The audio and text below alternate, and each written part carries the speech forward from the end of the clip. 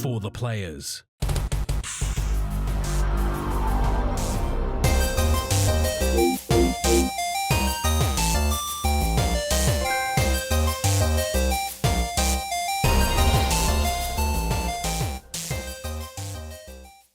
I'm Ryan Betson. I'm Max Cooper. And this is For the Players, the PopCulturists PlayStation podcast with over 50 years of playing PlayStation, like 20-something years in that game's media combined. I'd like to thank you for joining us in this PlayStation conversation. This PlayStation conversation happens every Tuesday morning at 8 a.m. on podcast services, including Apple Podcasts and Spotify, and 9 a.m. on those YouTubes. If you'd like to join us in future conversations, come check out our socials, Facebook, Discord, Instagram, X. Those links can be found in the description below. If you want to join the conversation as it happens, head over to twitch.tv/PopCulturists. We watch us record this show live, where you can jump in the chat and become part of the show. If you want to support the show, you can. Tell your friends, tell your family about this PlayStation pod. If you are listening to us on podcast services, be sure to give us a 5-star rating and a written review. If you want to, wait, hang on. If you're watching on YouTube, be sure to like, subscribe, leave a comment below. I endeavor to answer every single comment. And if you want to support us financially, you can at patreon.com/thepopculturists. Sorry, I got distracted by the chat because obviously we've got, Nanny K, and then she also adds the Poppy D says hey, which is important that both Nanny K and Poppy D are accounted for. Now, Max, this is where we would normally jump into, like, hey, how's our week been? What's been going on? This, that, the other. I'm just going to take the lead, if that's all right. Awfully presumptuous of you. Fuck you. No, that's anyway. fine. So, it's been one hell of a week within the video game space, right? There's like video game announcements left and right, all these cool new games, all these cool new things. But Max, the video game industry and Jeff Keighley is not the only person that has announcements this week. You dropping a world premiere right now? Nah, we're having a baby. Nice. Yeah. So there you go. This is the 13-week scans for our new baby boy. He'll be arriving in December. So after... In about 27 weeks? Yeah, in about 27 weeks, pretty much, yeah. So after, numerous miscarriages, 4 in the better part of 2.5 years, we jumped on the IVF train, and it has been a rapid success because there's a little dude right there. There's a little dude. Nice. But yeah. So that's what we all needed was more December children. And more Betsons, but that's absolutely true. Because like my son's born in December as well. He's in the earlier part. Your daughter Hadley is like Christmas Eve. 2 days before Christmas. 2 days before, sorry. I said, like Christmas Eve. The eve of Christmas Eve. On there. Yeah. So like that's something that we've been having on in the background for a little while. Just this look at his little face. Look at the face. Look at that. It's hard to see because it's sideways and it's an ultrasound. But yeah, dear God, and the slides are so shiny that a lot of it's just glare on your screen. Unfortunately, do I have to like readjust? And what if I like tilt it forward? There we go. Is this Bibbis? Yeah. There's Bibbis. Much better. It's the crease in the top one where you're holding it. It's just putting like a white shine straight through the middle. So well, there you go. But yes, that's exciting news. In the chat, Mute jumps in and goes, "Someone's getting a bro." That's it. So today, this afternoon, James came around. We got to tell him it was awesome. It kind of went. I had an idea of how I wanted him to find out, or in order to us to tell him, I should say. But I also wanted him to sort of put the pieces together to find out himself, right? Because that gives him a bit more buy-in. So during it, we sat down on the couch in the lounge, and I was like, "Hey, bub," because he came over. Like we got him here on pretenses of other things because it's not his weekend here, and so on. Yeah. So I was like, "I've got some cool things to show you." So I got him some new clothes. You want him to try on the new clothes? I'm like, "But there's also something else I want to show you." What do you want to see? Do you want to try the clothes first, or something? Or the other thing? He's all the other thing. I'm like, cool, no worries. Sit down. And I pass him literally those pictures. I'm like, hey, buddy, what do you think this is? He goes, I don't know. What do you think's in the picture? He goes, is it a baby? I'm like, yeah, it is a baby. Like, where do you think the baby is? Well, in a belly? I'm like, well, yeah. Like, well, whose belly do you think it is? He's like, I don't know. He's looking at me. He's looking at Phoebe. He's looking at his mum, being like, I don't know. And then Phoebe grabs his hand and places it on her belly. That's when it clicks for him. He's like, oh my God. And then just proceeds to like spear tackle Phoebe with this big hug, which was absolutely lovely. And then after he's like hugging her and tackling her, he's like, oh no, the baby. Which was really, really, really sweet. So yeah, so then after that, we went around to the oval behind the house and we just did our usual, some of the things we do and just kind of made it like a normal day with a cool announcement. And there was around here for a couple of hours. We ended up playing some God of War. We watched the trailers from the State of Play and just giving him his time, but also making him feel, he can ask any questions and all this, that, the other. And it went really, really well. Understandably, I was worried because, he is an only child and he, does live between, my house and his mum's house. I was curious on like how to process it because like with you, Max, obviously, you and Ali are together and probably be for a while. You've been together since you were like 15 years old. So if it doesn't work out yet, it'd be pretty weird. So we got to tell Hadley, but it's on like it's always going to be that Ollie's always around. Yeah. So they're not half brothers. So we had to explain James like half brothers and whatnot, which was I don't think he really gives a shit. Tim, it's just that he's just excited to have a brother.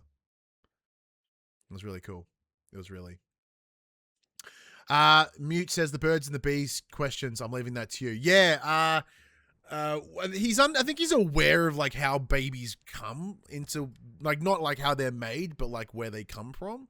So he's like, oh, in terms of like it's in a belly and it's got to come out somehow. Because like the joys of an autistic child is that I can't lie to him. I can't make shit up. I have to be like bang on. So when I remember like when we tell him about things, he asks questions for, we just tell him because it's easier.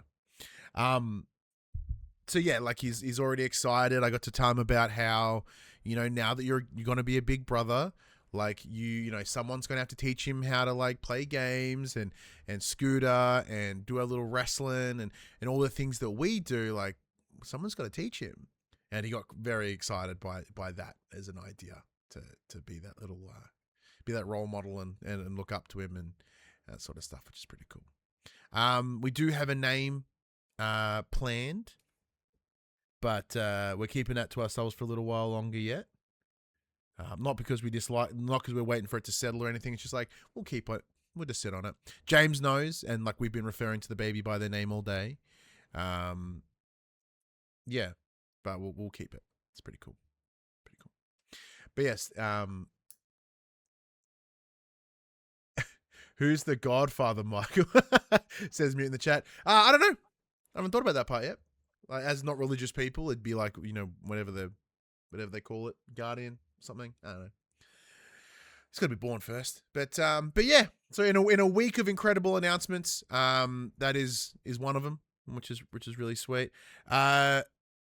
In a very much third place, this week did hit the 12-year anniversary of of the PopC. So yes, we've been doing 442 episodes of For the Players. Prior to that, like we were going on for years. Like we started a little radio show with myself and the co-host at the time, Josh Saunders. And yeah, 12 years ago this week we recorded our first ever show, and it was right around E3 time back then. It's not E3 time anymore, but yeah, pretty cool nonetheless to think for 12 whole years. Most weeks we've been doing something, making something. That's insane. Because like Mac, how many years have you been doing that? You've been doing it like probably like 6 years at this point. Yeah, 6 or 7-ish, perhaps. Like it was late 2018. Then it's way longer. It's like 8.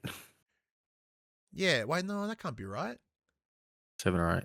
Yeah, that doesn't seem right. Yeah, it would have been maybe 2019. Well, from memory, I'm pretty sure Death Stranding was the first thing that I did with you guys. Which was... And Death Stranding came out in 2019. Yeah. So it's 2019 then, late 2019. Yeah. Yeah. Yeah, well, there you go. Close to 7 years. Holy crap! Like, yeah, you have been a host longer than Josh has. Like this, we always talk about Josh as the the original. He's fucking long gone, man. He's old news. It's you and me now. But how you been, man? What's going on with you? How's your life? Nowhere near exciting as yours. Mm. We had a trip to the Royal Children's Hospital this week. Oh, I had hospital for- visits too this week. for- Way less. They were very scary, and we're gonna have to talk about them. But yeah, so you went to Children's Hospital. for Hadley's celiac stuff. Mm. Basically, I rang them like, hey, it's a long drive for us. Is this possible to do over the phone? And they're like, no, doctor has to see her. Like, okay, fair enough, no worries. And then the day before, they ring me and they're like, hey, we've been alerted that the doctor will be 30 minutes late. Come in at 9:30 instead of 9. I'm like, okay, yeah, no worries. Get there at about 9-ish. Get seen at about 9:40. That's not And so bad. we're back in the car at 9:45. Oh. And like, this could have been a phone call. Like, he didn't weigh her, didn't measure her, didn't do anything. Just went, what are her symptoms? Yep, cool. See you in a month and a half-ish for an endoscopy. I'm like, okay. We could have done this on the phone because... Yeah. Weird. I've got my endoscopy next Friday. That'll be fun. Woohoo. So, yeah. Other than that, nothing really happened. Yeah. It's just a week, yeah. Yeah, as I said, like we've had some hospital visits this week. We've had a couple of scares with little one. Just with our history, we're immediately very cautious. But it was interesting. Like, for those that have been with us for like the 12 years that PopC has existed, like, you will have seen the change in who I am as a person, most definitely. And and I'm starting to notice it now myself, and like I see it here and there, but it's just nice to realize how far you've come. Oh my news. Oh yeah, Sorry. Nanny K got news too. We'll get to that just a moment. But yeah, so during all of this chaos we've had the last couple days, it's been really scary. But like, not to sit here and pat myself on the back, but I'm gonna like pat myself on the back, because if I don't know, who else will? I am so impressed with both Phoebe and myself in how we've handled the scares this week. Because under any other circumstance, it would have been like, if it was me, even a handful of years ago, it would be panic, it'd be dysregulation, it would be anger, it would be, anxiety, it would be all these things all at once. But, through years of like self-reflection and therapy and work and hard work, like, I was able to approach these things and be like, okay, like, what have we got in front of us? How can we look at it? Like, what do we have? What do we know? Let's not extrapolate on the future. And that allowed us to sit in a good space. Because we were in the hospital Friday night, about 8 o'clock when we went in, and we didn't leave until 2-3 o'clock the next day. And a lot of that time was just waiting and monitoring, because we couldn't get an ultrasound until the next morning. So we just had to find ways to keep shit controlled emotionally. And it was really nice to have that clarity to properly separate myself from it and go this, and this, which allowed me to see it through. But, self-praise news is nice. Yeah. So what's Nanny K's news, Max? Oh, okay. So as you know, my parents live on the other side of the country. They do, up in the Queenslands, And yes. my mother has severe FOMO. Yes, she does. Yeah, she does. That's why she's here. When she's here every couple of months. She's always here for a while. She's here about four times a year. She comes down pretty much every quarter. And now that my sister's married, and they're thinking about doing family things. What? Damn, Kevin's getting huge. Mum and Dad have always been like, oh, maybe we'll retire back down in Victoria where the family is. And Dad kind of out of the blue went, you know what? There's some things with work that'll need to change in the next year and a half. So instead of renewing those things, let's just go down early. So apparently by Christmas time next year, my parents are coming back. What, after how many years? Because like they moved When I you, was 16. yeah, I was gonna say when you were about 16. Yeah, Yeah. like 20 years later, they're like, yeah, Victoria's pretty sweet, I suppose. Yeah. Well, they got the reason to come back. That's fantastic news because that's really lovely. That's really lovely. Like, So Dad rang us last night and told Hadley, and Hadley's like, "Sounds good." she's like, sweet, more nanny cakes.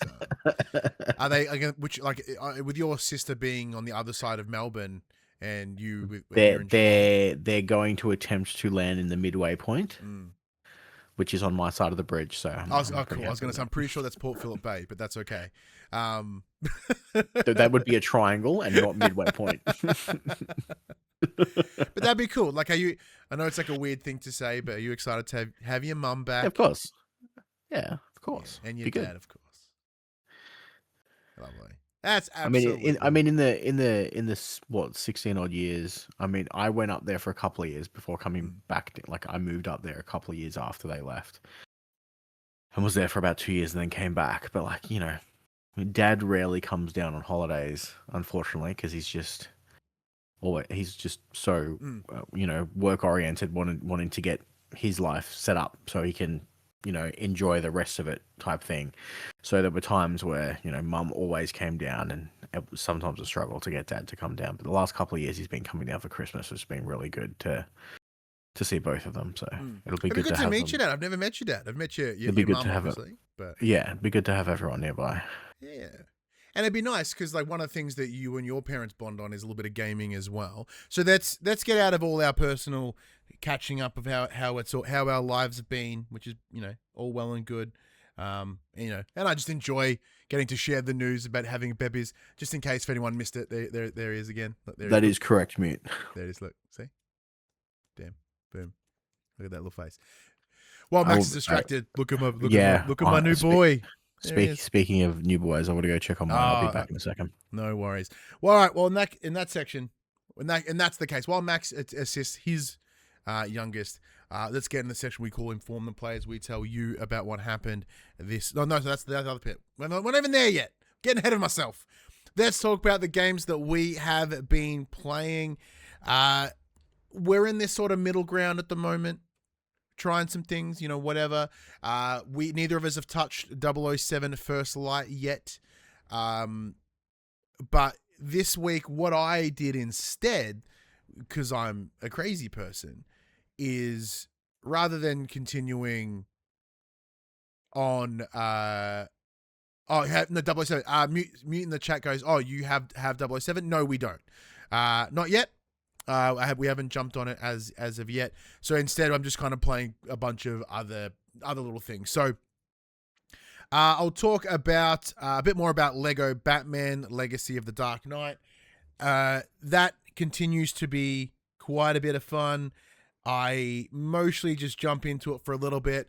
I have when I talk about how I play games on here, I like to maybe have a podcast on and maybe have the volume down on the tally or not at all, or on a good balance if I'm using the Sony Pulse headsets with their ability to connect twice at the same time.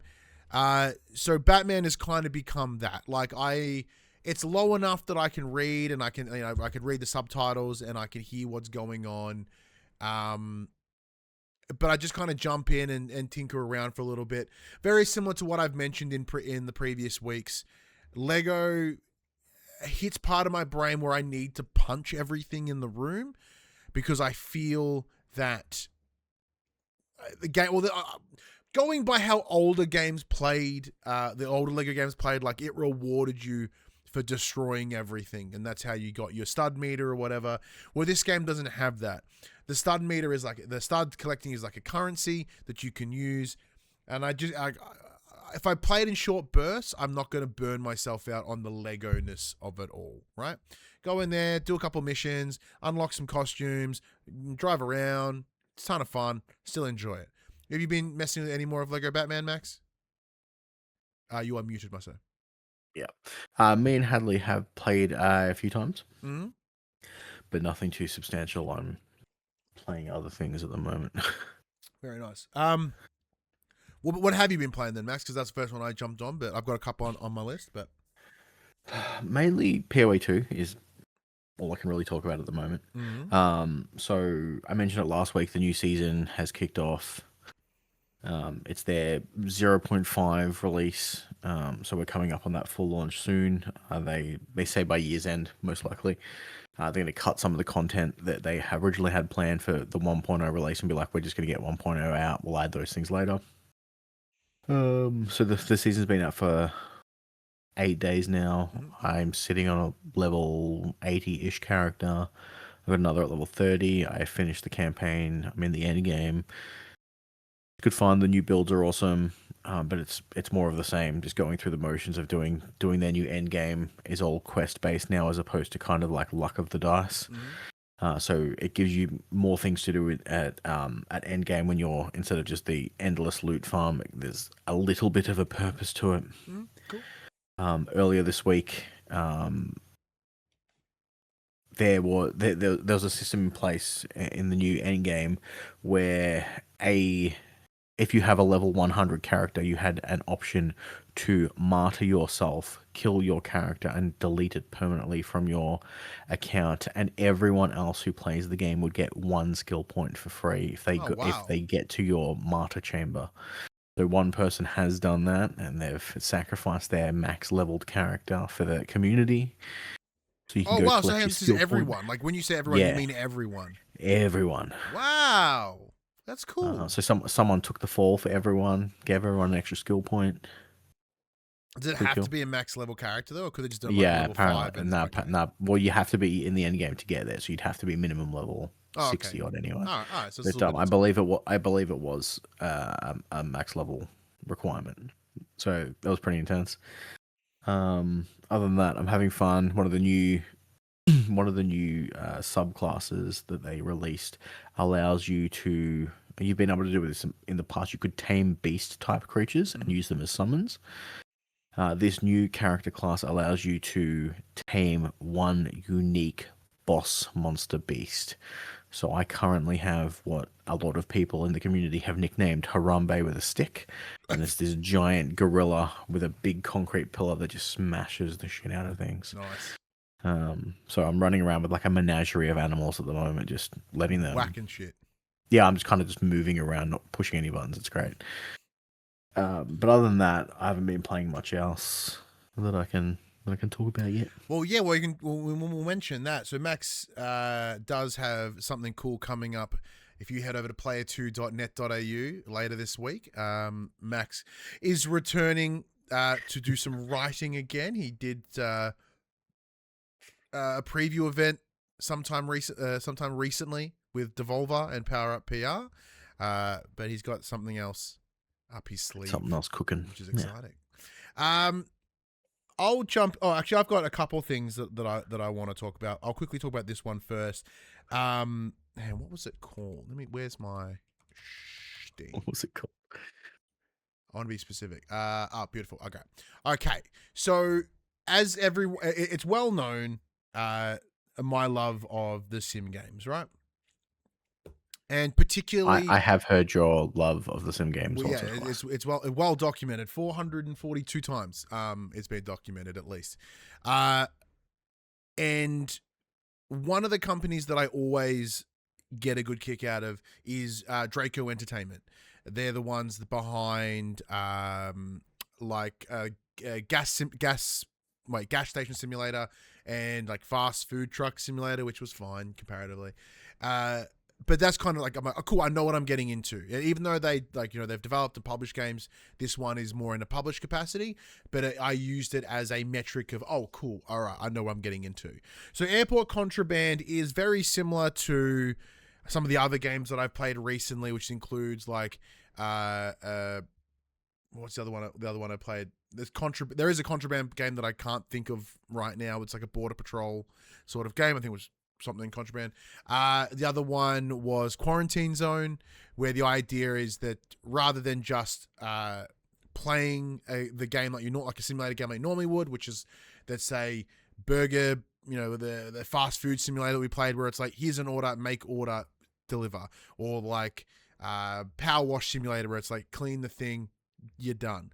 There's a little bit of difference here in that it's more checklisty. Like you have to be thorough. Like someone comes up in this, because it is an airport. You are in an airport in this like island nation, kind of has like a Caribbean sort of like Vanuatu, Fiji sort of esque feel, and it's like a shack in a forest, and that's the airport.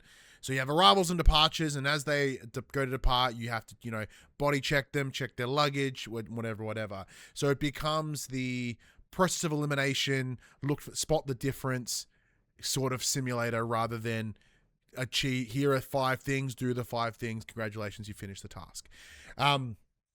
The fact that we get to do like arrivals and departures is really fun, just because it creates rather than just being everyone wanting to get out, you gotta it gives you a second thing, a second way of doing it.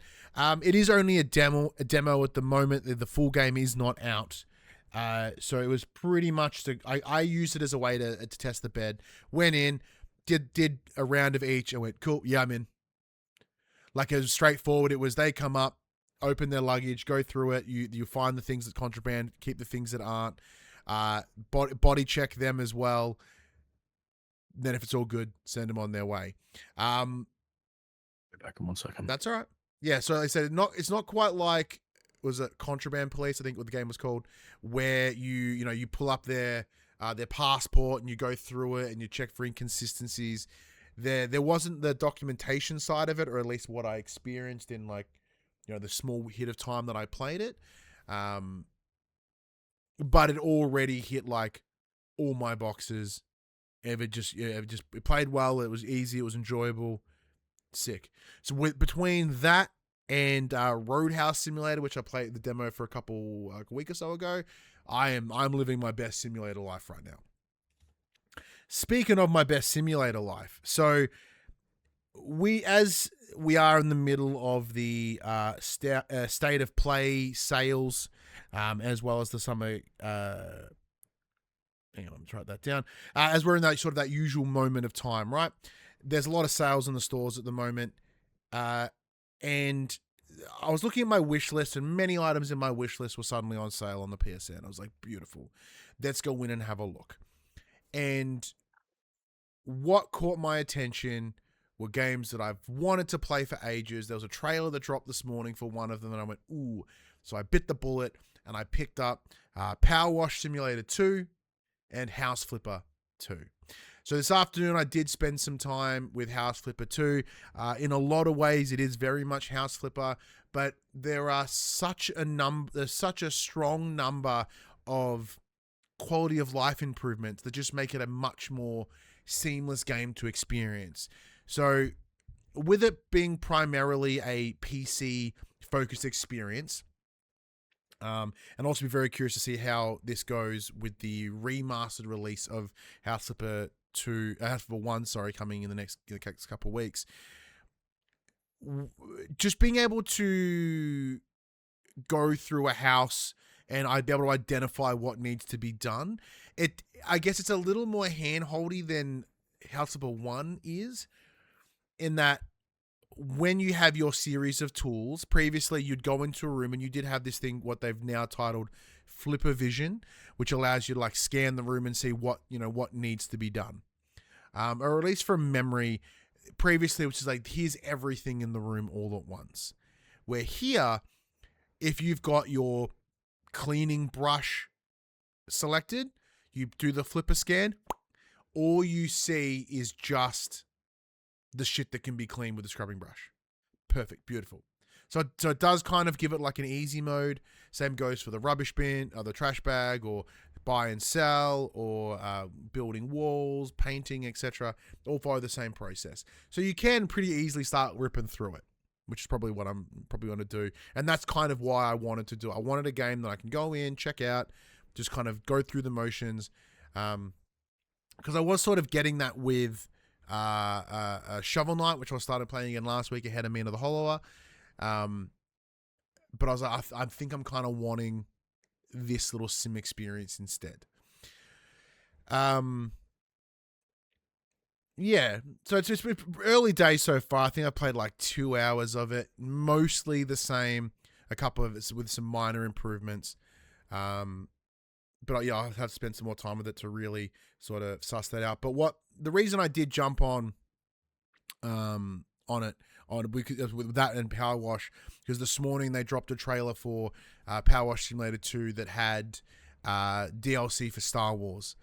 So you can go and clean like an X-Wing or like places in Tatooine, where I think it is like the Cantina, as well as the Millennium Falcon and like the bridge. It looks like the bridge on the Death Star, and that alone was like, ooh, okay, that's pretty cool. That's pretty cool. Like, I didn't finish Power Wash Simulator 1. I got pretty bloody close. But the novelty of Star Wars got me across the line, I think. But let me just jump into the chat. Our good friend MGB jumps in. Actually, before that, Mute jumps in and goes, thanks for reminding me I got to get Power Wash 2 for Star Wars DLC. Yeah, so that is coming out in July. So it's about a month away at the moment, but it's still coming. But MGB jumps in and goes, oh yeah, haven't gotten around to picking up Power Wash Sim 2 yet, but it would definitely be a great handheld experience. Same thing with House Flipper. Sim games just feel right for handheld, play on the Portal or any other handheld. That is true. And although I have been playing on the TV, that's another reason why I was thinking about it as well. We mentioned it last week that Phoebe and I have started watching the OC for some reason. Did I mention it last week? Well, no, fuck off. You said you were watching Supernatural. Oh no, I bailed on that pretty quick. And then so bailed on that. I ended up finding this video by this YouTube channel called Patrick H. Willems. I love his content. He does these really long video essays, and he did one that was like, this is why the OC is brilliant, and I just happened to have it on the screen when Phoebe was there. Phoebe never gives a fuck about the video essays I listen to. She's like, oh, I like the OC, yeah, I'll watch that. And as she's watching it, I've been seeing she's like getting into it, sort of going in that memory lane. And for me, it was a reminder, like I know I've talked about here on the show before, is when it comes to being a neurodivergent individual, one of the things that is very common with our brains is PDA. Not public displays of affection, but also probably that too. But it's the pathological demand avoidance, where it means just because someone told you to, I'm like, nah. And I was like, I don't have that. I am in a lot of ways the textbook definition of combined ADHD and like Asperger's / level 1 ASD. Like, I am pretty much on the money, and I decided to be like, that symptom, that diagnostic symptom doesn't affect me. Yeah, it kind of does. So I come to realize that the reason I haven't watched the OC yet is because it was popular when we were in high school, and I was like, no, like, oh, but there's a character in there. He's like nerdy. He's into games and comics. I'm like, no, not watching it. And we're like 5 episodes deep at this point, if not more. I am so in. The show's very good. It's very good. You want to see, man, Max? Yes. Yeah. Sweet. Well, that means we'll have OC updates. It unfortunately. Yeah. Well, that's kind of like the video YouTube essay that we watched did pretty much explain it that way. They're like, the first 2 seasons fucking rule. Then it kind of dips, but then it kind of comes back a little bit. So once Misha Barton sort of leaves, it takes different direction. Yeah, and it aligns with a lot of what I love. When I think about shows I love, a lot of it comes down to it may be wrapped in something with, like, let's say Big Mouth as an example. It's wrapped in very crude conversation and like inappropriate whatever, but the underneath all that is such a strong heart. And watching the OC, like, it is a show that is wrapped in a teen drama that I should probably hate, but like Ryan as a character, not just because he's got the same name as me, that does help though. He's a really cool dude. I quite like him. But the main reason that I'm loving the show is just Sandy Cohen. Talk about dad of the fucking millennia. Like, he is a remarkable father and person. I want to watch him do anything. But yeah. But like, are you an OG OC fan, Max, or is this like a recent? No, As I in, like, did watched you it when watch it it back in originally the came. day? I watched it when it originally came out, Yeah. and I've only just recently finished rewatching it, Oh, nice. like in the last month or so. Yeah, I think the one we just watched was the Deb book. Like, they were preparing for the Deb. So it's like Yeah, early season one, like mid season one or yeah. something. Which is pretty cool. So Mute in the chat goes, "Whoa, you're watching the OC? I'm from California, and that's our song. That song is brilliant. The music in the show is very, very good. Like, it's certainly a big selling point of it, and it's accurate. That's what we do in California. Yeah, and like, because a part of the thing that kind of altered my approach to it is the video essay was like it's an inversion of the storytelling of these kind of areas, right? Like, you're following the two outcasts that are in this world. And even then, like, Sandy Cohen's like, I'm here because you're here. It's the white version of the Fresh Prince of Bel-Air. It is exactly the white person version of Press Prince. Fuck, that is exactly what it is.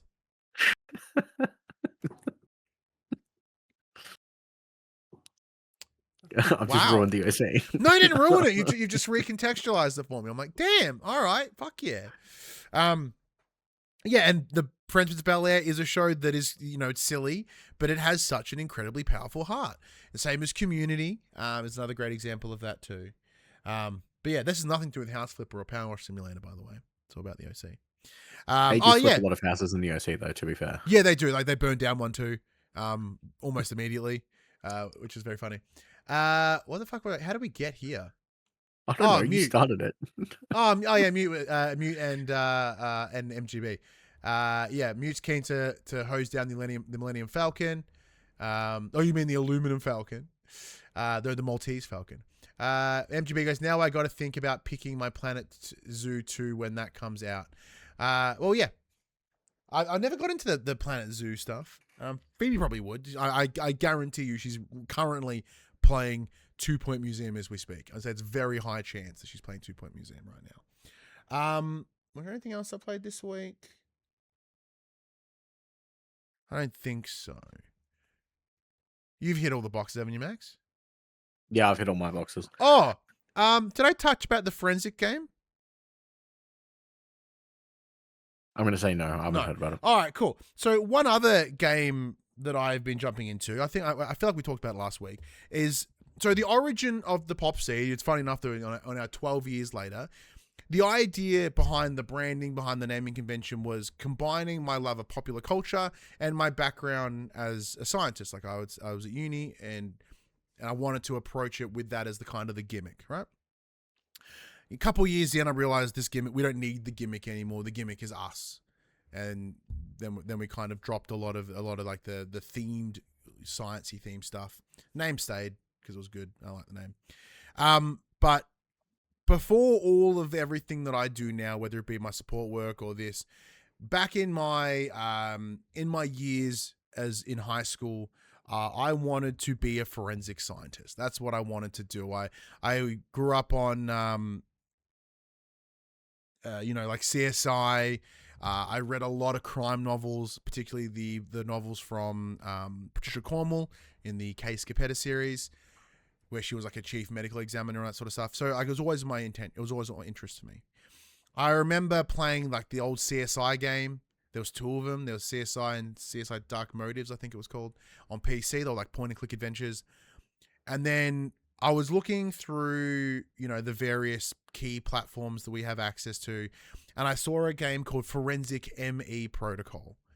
And it's a crime scene investigating forensic simulator. I was like, son of a bitch, I am in. So I dived into it. I've only done like the first 2 missions at the moment. The first one being a tutorial where sort of you're like, here's a dummy over there. It gives you no direction, which is in almost an exact opposite way to what House Flipper 2 does, where it's like, here's the things, you should do these things, maybe buy this thing, or paint the wall this color. This game's like, okay, you're at a crime scene, here are your tools, go. So like the first one I did, I missed a bunch, because it doesn't tell you what you've missed either. It just goes, oh, we've rated this a B. Or we've rated this a C, and you've missed 5, you got 4 out of 6 things, pieces of evidence or whatever. like, all right, I guess I'll run it again. Run it again. Got worse somehow. So that was weird. Cassman in the chat. Hey guys, looking as best as usual. Thank you, my sir. Much appreciated. How you doing? Yeah, so like you go into the heavy little truck and you've got like your camera and like your swab samples and like your gunpowder samples and all the little kits, all the little shit you see on the CSI TV shows, right? I'm enjoying the lack of direction because everything can be done by tools. But to the game's credit, it doesn't give you an exact, like, this is what you should grab. It does give you a little visual indicator. Like if you hover over blood, a little thing on the right-hand side of the screen is like, boop, and it's a little swab. You go, oh, okay, cool. I'll something around here, I need to use a swab. I presume it's the giant puddle of blood that's in front of me. Yeah, so it's one of those ones because of its design of not giving you explicit direction, and you do need to be thorough and you do need to go through it all. I haven't played a lot of it because I want to really jump into it with full Ritalin brain. So like I have work tomorrow, but not till the afternoon. So maybe I'll tinker about it within the morning when the Ritalin's doing its thing, and get into it a little bit more. But that's been very, very, very good. I should also mention this as well. Once again, I've only spent a little bit of time in it, with this week being absolute chaos. Is Story of Seasons. What's its full name? Hang on. The Story of Seasons Grand Bazaar. It is the latest in the Story of Seasons series, which, as many may know and or remember, is the original team behind Harvest Moon games, the one that made me fall in love with farming sims and simulated games in general. We reached a big thank you to the team over at 5-Star Games for the code. Did originally reach out for the PS5 version because that is what's available. Because that's what's just come out. But we did receive a PC code for it because they didn't receive any PS5s. But like, hey, we got a PC code if you want to fuck with it. I'm like, absolutely. So I'm just letting you guys know, just to be complete honest, like we always talk about whenever we do play a game that's PC instead of PS5, because as this is a PlayStation show, we do our best to predominantly stay within the PS5 space, but sometimes we jump onto PC. But that'll be something we'll go into a little bit more as we play. But now let's get into the section that we call Inform the Players, where we tell you about what happened this week in PlayStation. This week it's this news section. Normally it's like stories and this and that, the other. It's two things.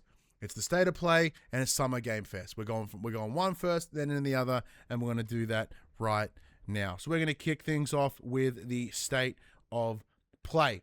Now, Max, were you able to watch the State of Play live? Most of it. I think I got in about 10 minutes. I missed I missed Wolverine and I think the first announcement after that. Yeah. So what we're going to do it, we're going to go off the notes that I took when we watched it. So I did stream it live here on the Twitch channel on Wednesday morning, 7 a.m. And I did take some notes as we went. All right. First thing out of the gate was Wolverine. This was kind of like the selling point of the State of Play. It was, hey, we're going to do a bunch of announcements plus Wolverine. Cool. So here I am expecting them to back end the State of Play with Wolverine. Instead, they open it. It is about 10-ish to, I think it's about 10-ish minutes, maybe if not a little bit more, of straight up gameplay. It starts with just Logan, walking along, grabs a little bit of cloth, gives it a sniffing. He says it's, I think, something about the big red. Which gets revealed a little bit later. We get to see some of how he moves within the world, the combat. It is incredibly visceral. It's incredibly violent. He is just stabbing shit everywhere. It does look to be like the enemies, or at least in this situation, are the Trank, which is a company / corporation in Marvel world, and they're cyborgs. So I think that's how they get away with all the, limb severing and stabbing and piercings and all that sort of stuff, right? Because like under any other circumstance, you'd be like, that's a lot of stabbing of people.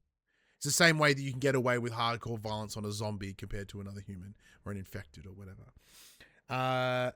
We see the introduction of Jean Grey, the Dark Phoenix. For anyone that's watched the worst of any of the X-Men movies, because all the worst X-Men movies evolve around Jean Grey as a character, which is bizarre. They set up the idea that, or at least in this moment, Wolverine is on a mutant recovery mission. Although the X-Men doesn't exist yet, the mutants are prevalent within the world, and a lot of them are in like hiding, and they're being round up in private.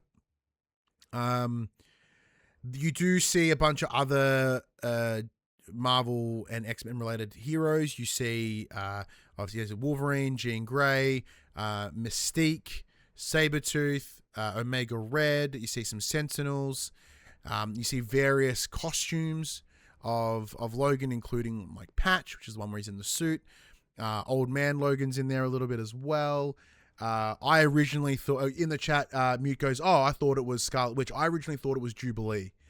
But the model of Jean Grey looks almost eerily identical to the chick out of Control, which is weird. But yeah, did you check it out, Max? I did not. I didn't bother going back. I was already in, so I'm like, I don't. If you're already in, then you're just going to be able to see a bit more of what it is. Like, there is a great chase sequence, which is very reminiscent of Uncharted. And from all the reports post State of Play, it looks as if this is going to be a much more linear experience compared to, say, like an open world like Spider-Man was. Where Spider-Man was open world with kind of like contracted little mission areas, right? Where apparently this is going to be very, very linear. Makes sense. I mean, it would be dumb to not put Spider-Man in an open world when traversal is his like bread and butter. Whereas where Wolverine's fighting, right? So you want him in close combat. You want him in like very situations. A fastball special? There was no fastball special. No sign of Colossus. I'm gonna say Galactus. There, like that's not even close. No sign of Colossus.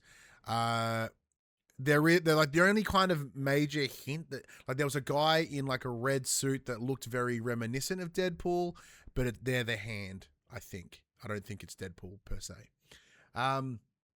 In the chat, MGB jumps in. He goes, "There's got to be some references to some other X-Men like Cyclops, maybe even Deadpool." Yeah, so there was a minor reference to what looked like Deadpool, but I think it's just the Hand. It's the black red suit, but they had the exposed face, and I think they had one katana. Let's see what else. Mute goes, "I appreciate how Insomniac handled the elephant in the room by showing the puddle physics. That they most definitely did, and the blood physics. Like Wolverine is dripping at any given time. He stabs and it just blurts, and then it kind of fades away. It was also great to see his healing factor as well in action. It does seem to be connected to like your special bar. So as you build up your special, like that's what allows you to get the heal. Very similar to Spider-Man, but obviously with Wolverine, it is something that's within him, which is kind of cool. I hear that his healing factor also heals his clothes. Yeah, it also heals his clothes. That I don't understand. I'm sure there's a reason on there's an explanation for it, and the answer is it's just loading, so it's easier. But I do wonder how they explain that, because it was one would imagine he would just be butt naked the entire time otherwise. Every time. Yeah, it's true. You don't want, like, it's like how the Hulk gets really huge and massive, but he seems to somehow have enough shorts to cover his huge honk and dong. All right, well, let's jump into the next thing, because the Marvel train kept going, and it was Wolverine coming out September 15th. Pre-orders are available now. No collector's edition. Nada. Marvel Tokon Fighting Souls is coming out on August the 6th. They announced a character pack called the Knights of Doom. Doctor Doom, I believe, is already announced for the game, so that in itself wasn't a surprise. But they added 3 new villains. Those villains include Magneto, Green Goblin, and your boy Max. I say that because his head is right behind yours. It's Carnage. Yeah. Neither of you or I are really big fighting guys. Like, we fall in love with Tekken and Street Fighter, the last Street Fighter. I like Tekken. I've always been a fan of, but where are you with Tokon? I like those old Marvel vs. Capcom games, and I have a feeling that's going to play very similar. Yeah. So I'm keen. So it's done through Arc System Works, which they do their games a little bit different to say Street Correct. Fighter or Tekken. Furthering double down on that really, being a Japanese studio, like the designs of all the characters are very heavily Japanese inspired, where, you know, like Iron Man looks like a Gundam and whatnot. Doom just looks like Doom. Carnage looks fucking cool. Goblin looks great. Like really surprisingly good. Next up was really the only thing that we knew going in with confidence, because we'd already been pre-told about this one, was Rayman Legends Retold, and that is coming out October 1st. Now, I'm just going to quickly check. Let's see. Rayman Legends. Was Rayman Legends the one that was on PS4? Yeah, it was. Wait, no, it wasn't. Yeah. Okay, yeah, no, it was one. I think it was. Yeah, so although it's not like the original Rayman, it's like one that was very well received. I remember former host of the show, Josh Saunders, being a big fan of it. I believe it's the one that had a really cool sequence with Black Betty by, I think they used Ram. yeah. I think it's either the Ram Jam or the Spider-Bait version. I think it's the Ram Jam one from memory. Are you a Rayman guy? No, I couldn't give a shit. Yeah, me either. Like, it's a cool platformer, and like the Sorry really to fun. Rayman fans, I guess. Well, I don't get it. Like, it's same as the Rabbids as well, but like, I really loved Mario and Rabbids. You know, the tactical, like the XCOM sort of thing. That I thought was really sweet. Pardon me. Speaking of things, and that's coming out, as I said, October 1st. The next thing was Dave the Diver. Not as we know though. It is a prequel. It is called Banto the Chef. Pardon me. So, anyone that's played Dave the Diver, he's the chef that's in the kitchen at your little sushi restaurant, and it looks like we go on these adventures to learn how to become the master sushi chef that he is. So it does feel a little simmy, souk, and it's got the same interesting art style. I'm keen.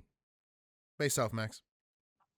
Yeah, not a Max game. Not a Max game. No, not at all. I didn't even play Dave the Diver. This is all you. See, Dave the Diver was really good initially, and then the game felt like it had 1,000 ideas and then wanted to stack them piece by piece. So what should be as simple as, I'm just going to go diving. And it's like, well, you can do that, but then while you're diving, you should do this, and this, and this, and this. And like, that's too many things to keep track of. And then the Jenga tower falls down. Yeah, and then you leave, and then you stop diving, you go back to the restaurant. It's like, oh, cool, you're back at the restaurant. You need to do this, and this. Don't forget to do this. Like, how the fuck am I supposed to remember all these things? And how am I meant to get it done in an in-game day? Because it kind of presses that all of them are important. So it kind of loses its luster really quite quickly, at least to me. If this being sort of cooking related, it's kind of fun. Not quite like a Cooking Mama or anything like that. But it could be interesting nonetheless. In the chat, MGB jumps in and goes, "It's been so long while this has been Jazz of Rayman. Glad to see the series making a comeback with the OG game having a remaster from Atari, and both Origins and Legends coming to modern platforms." Absolutely. And also add then something Godzilla. Yeah, there is a Godzilla DLC to Dave the Diver. I haven't played it yet because I imagine it's later on in the story, and it lost me pretty quick. I can't read my own handwriting here, but I'm pretty sure I think it was Kamuri. And that is coming out in 2027. This is the studio from the woman behind Ghostwire Tokyo. Did you check this one out? Loved it. Right up my alley. Because I was pretty confident there was very much a Max game compared to like a me game. Yeah, very like animation stylistic. It was the one where they were kind of running through like what looked to be like an abandoned city. There were dudes with wings, very fast-paced action, wall running, all the things that I kind of love. And as you mentioned, just by the people from Ghostwire, I so it's just the woman. So the woman, her name is Akumi Nakamura. So she left Tango Gameworks a little while ago, just before, I think it was before or just as Ghostwire Tokyo released. So her new studio is called Unseen Games. But in a similar vein to Ghostwire Tokyo, this is a yokai hunting. But we're hunting yokais and stuff. And it's 3-player. I mean, it's always 3-player. Which is perfect for you, Max, because you do love your multis. It is, but 3 players is always the worst. Yeah, I don't know. 3 is such a dumb number. I don't get it. I've either got 2 or 4. 2, 4 or more. Although, when my children are old enough, I will have 3. Ooh. And then I won't need anyone else. I'm going to have 3 soon. I'm going to have to wait a little while because, super babies. But, give it 5 years. I can go back and play Kimura, I suppose. The other day, just quickly on a tangent, Hadley's like, "Hey, Dad, you have a VR run?" I'm like, "Yeah, kind of." She's like, "What do you mean, kind of?" I'm like, I co-own one. It's not here at the moment. She's like, "Can we get it?" And I'm like, "You are too little to play it." And she's like, "Oh." I'm like, well, such is life, mate. Yep. Yeah. I know the sign says 13, but I think I got James in one when he was like 8. I'm sure it went up. Next up was Tomb Raider Legacy of Atlantis. It is announced that is coming in February. That is the 12th of February next year. Immediately fucking me over as I look at my draft list. Because for me, it was... Wait. Didn't I grab it? No, I did. It was my last round pick of the year. So, that's a 0 there for me, which sucks. But yeah, so it's a remaster of the original Tomb Raider back from 1996-ish. So it's being done through Crystal Dynamics. I think it looks great. Good. I'll have to pick it up for Ellie, I think. I was going to say, because your wife is a ginormous. There is a collector's edition here. If she's into it, you might want to show her. Or does she not like plastic garbage? No, she don't like plastic garbage. But yeah, so I have tried to play Tomb Raider a couple times. The controls are just so absolutely trash that this remaster is kind of needed. What? A $350 dude is fuck off. Actually, I haven't even looked at it. That's ludicrous. It does come with a really cool statue, but... All right, well, I'm going to go quickly check this out. Let's see. So what do you think, Max, about the Tomb Raiders? Yeah, it looks cool. Like you said, it's it's nice to have like this reimagining of what Tomb Raider 1 could have been. Now that it's being brought to modern consoles. But and Crystal Dynamics statue is cool. And Tomb Raider has been the last few have been really solid, so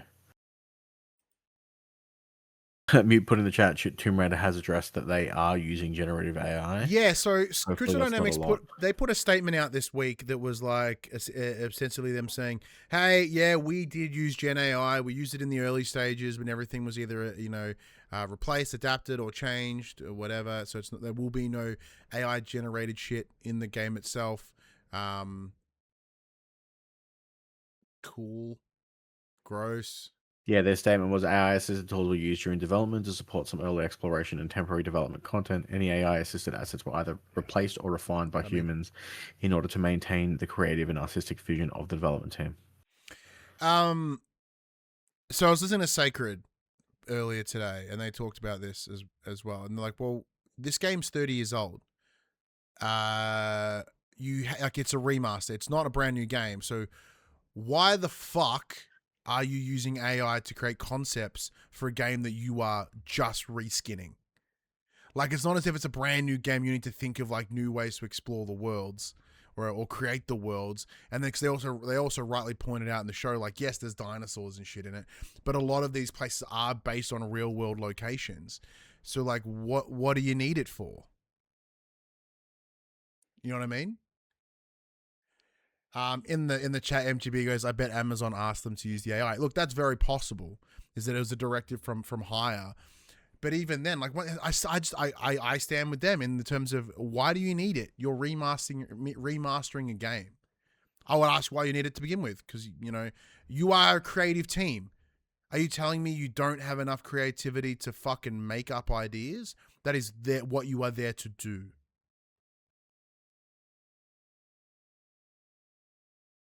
Like, does it alter my desire to play the game a little bit,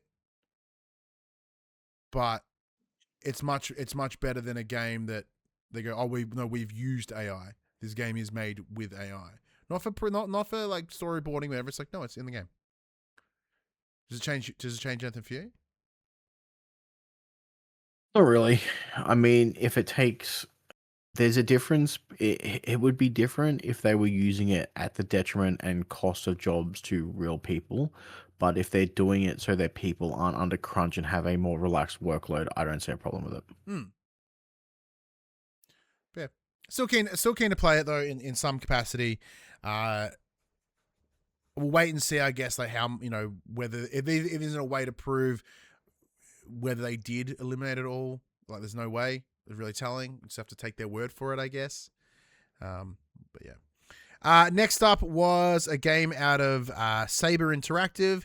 It was called The Last Wild, and there's dinos, Max. It looked like Alien Isolation with dinos. I just have a quick look here. Yeah, so there's really not a lot to show. Yeah, it kind of looked like the idea is, there's a lot of stealthing, a lot of hiding. They're using what is deemed the more accurate representation of dinosaurs with the more feathers, I like dinos. I thought it was a Jurassic Park game, and knowing that there is a hang on, who is making that? There is that Jurassic Park game coming. What is it? Survival? Yeah, Jurassic Park Survival. That's also coming from Saber, so I think that's why it confused me. Yeah. So I was saying, like, oh, cool, it's Jurassic Park. Yeah, no, it wasn't. But, and MGB says in the chat, could have been Turok. It could have also been Turok, but it ain't. It's because that's Capcom. And they ain't touching it. And then, of course, there's also a Dino Crisis, which is also not being touched at all. Did it do it for you, Max? Nah, not me. Did you ever play Aliens Isolation? I have played Alien Isolation. Would that game be fun to switch out the xenomorph to a dinosaur? I don't know, like the way they played on like the atmospheric horror of you being like stuck in a ship and in close quarters, whereas this was nuts. Whereas this seems a lot more open. Yeah, I don't know. Yeah, like granted, the dinos can't like duck into the air vents like the xenomorph can, so you do kind of need that more open space to allow them, because they are fucking huge. But yeah, no, it's interesting. I'll keep an eye out for it. I think this was very much a more a you game than me by any stretch. Was Phantom Blade Zero. Yeah. Now, this didn't get a release date. They just said, right? We're going to talk about this more later in the year. Or I wrote summer because I think it's summer for us. Was it winter on the? Let me see.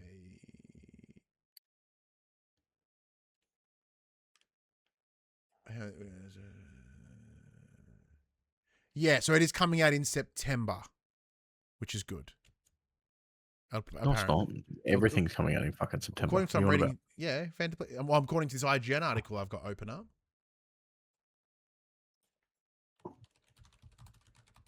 Let's have a quick look. 8th of September, 2026. Yeah, there you go. 8th of September. Yes, I believe it's been moved around a little bit over time, but yes, 8th of September, because September proving to be more fucked. But Max, this is very much a Max game. Are you still in? Are you more in? No, I'm still in. It's all the things that I was looking forward to seeing. Yeah, it still looks cool. It's that, action adventure, like Souls adjacent style. It's all the things that I love in a game. So. Oh, and yes, and correction in the chat from Mute. Oh, no, apologies from MGB. Mentioned the Dino Crisis is Capcom. Turok was Acclaim. So I did a quick check on that just to, I don't want to mislead anyone. But that'd be pretty cool. Yeah, not for me at all. I looked just like, that's fucking Max game. But you know what might be for me was the next game, which was Dune Awakening. Now, I have never... It won't be, but I'm keen. I'm You, interested. So you might like Dune, but you would hate the perpetual living world that changes around you when you're not online, and because you don't have the time yeah. to sink into one of those games, you would just get left behind too quickly. Oh, absolutely. But yeah, so Dune Awakening has been out for a while on PC. It has now got a console release date, which is September 22, 2026, because once again, September just needs more things. As Max alluded to, it is a survival game. So online Ark, but in multiplayer. Dune. It's Ark, yeah, Dune Ark. That part frustrates me. But I'm keen to fuck with it at least a little bit. I have like Dune has always been was Phoebe's thing, and I watched the recent movies and I kind of got into it, and then I realized how much of Dune has influenced Star Wars, particularly like all the fucking sand planets and the Sarlacc and a lot of it, really, just like all the global space politics and shit. Yeah, as if it was just an MMO, sick. The survival part, as you rightly pointed out, I'm probably gonna crack the shits to that pretty quickly. But you're a Dune, you a Dune guy? Not Not enough to overly. play the game, but I'm not a sci-fi guy. oh, Like, that's right. I keep forgetting. although I am contemplating getting the audiobooks for Dune. I'm giving that a crack. Yeah, that'd be alright. Yeah, because I don't like it's a couple books in it. Oh, a 3, lot. 4, A lot of yeah. books. Moving on. Next up was Dynasty Warriors 3 Remastered, and that is coming out October 1st, 2026. Yeah. I've never been a fan of Musos. It's yeah, as I've gotten older, like there are genres that I realize that are absolutely just not built for me. Anything that is reliant on min-maxing stuff, which is where your brain has its best time, like loot grindy stuff, not always for me. Musos aren't it, because Musos always like maximum combo. How many people can you beat? I'm like, I don't fucking care. How is that relevant to anything? Where as a primarily like story based gamer, I just like, how do you explain my murdering of 2,000 people very quickly? But yeah, your immediate response of just thumbs down and a fart noise, Max, tells me that less inclined for Dynasty Warriors. Correct. Dynasty Warriors, not my jam. Next up was No Rest for the Wicked. It is the full 1.0 release of Moon Studios' latest game. It is coming in October. What did I wrote something underneath? What did I write? Oh, what does my handwriting say? What's this one, Max? What is it? I believe it's like a 4-player. Oh, I wrote Souls-like. I don't think it's a Souls-like. Well, it gave me Souls energy. It's like I think it's like Gauntlet or Gauntlet Legends. It's that 4-player co-op style. Oh, okay. Yeah. Action RPG. Although apparently, according to its like fucking blurb, it is a Souls-like combat, which makes it even more. It's just the vibes. It's the vibes, and they seem like Max vibes. Yeah, looks cool.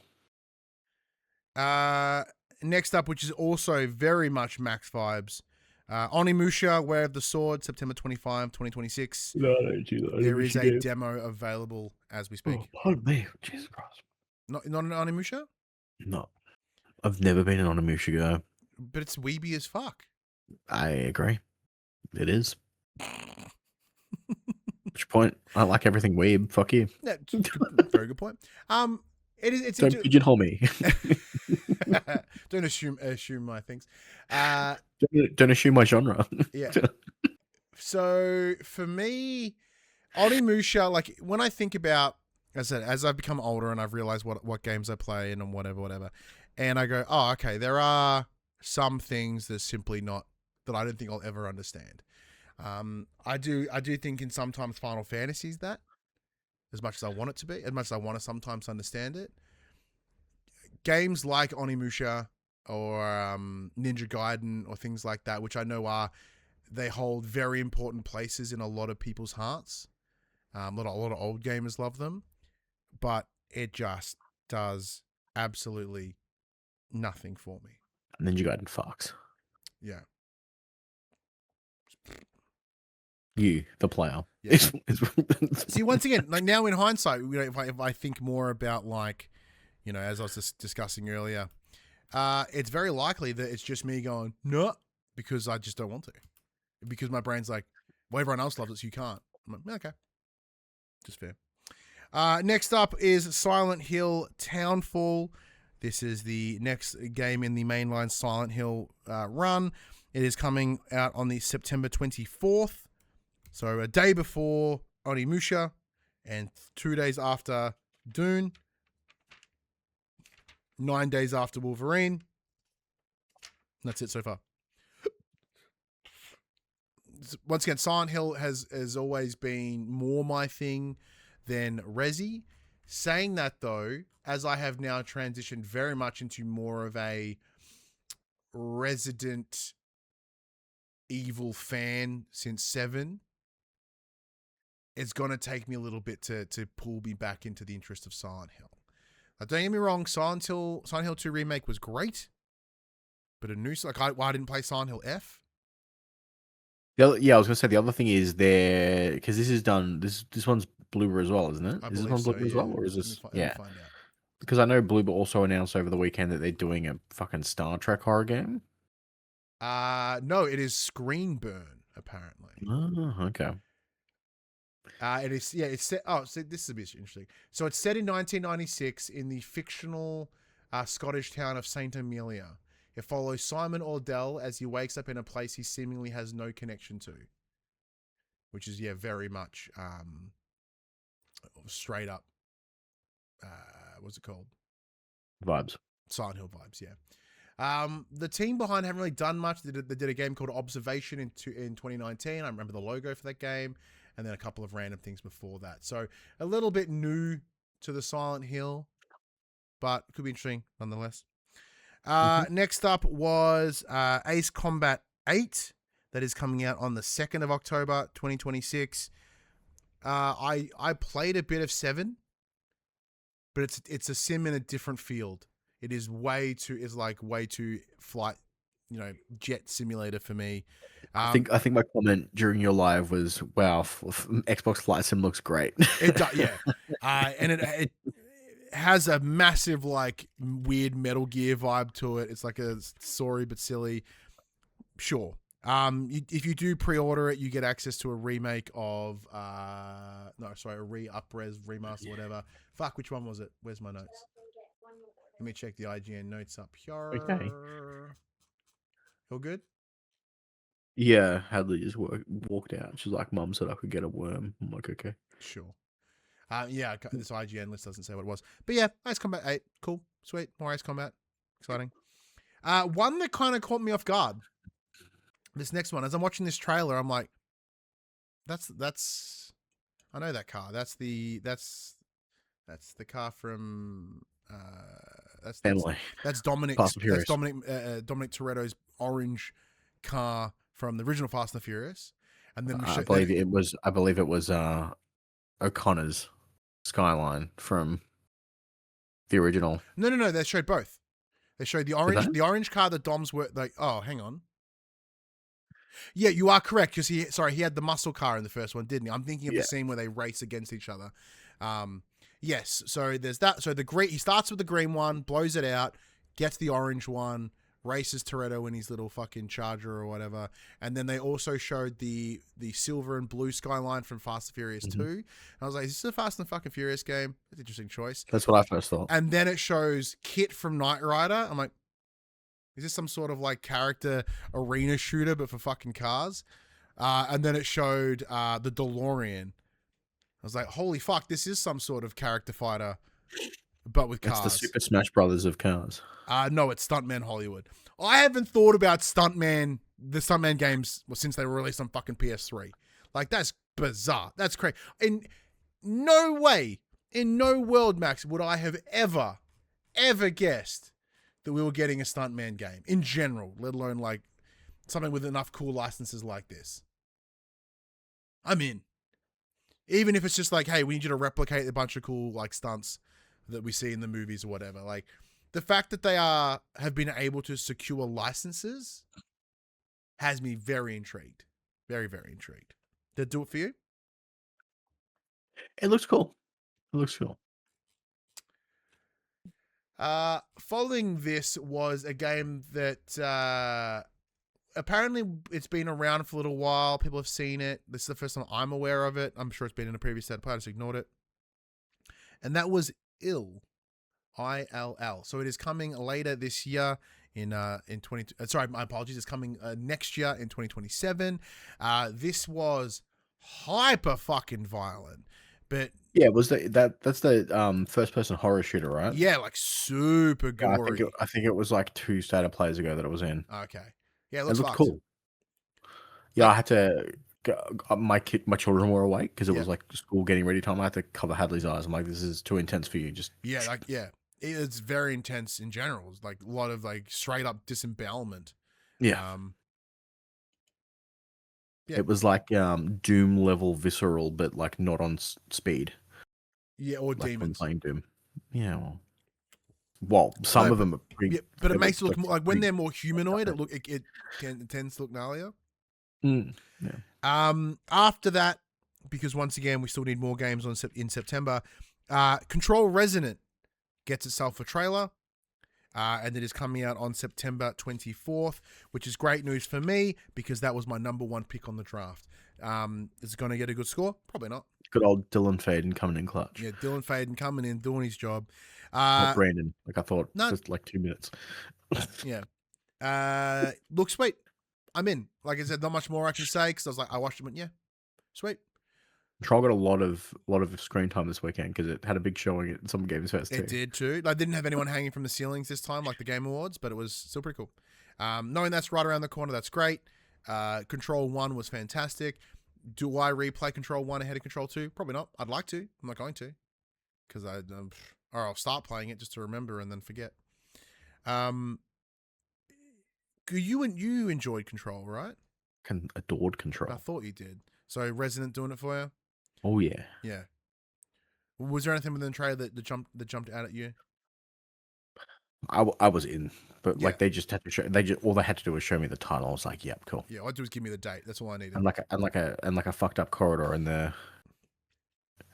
And the red like bloody looking thing. Sweet. I'm in. I'm glad he got out of his refrigerator. Next up was a trailer for the upcoming Marathon Season 2, which shows off a new map. I'm going to input some quick bits here. Yeah, why do I'm going to have a quick look at the Marathon. Chat. So this week, Marathon had an open play to celebrate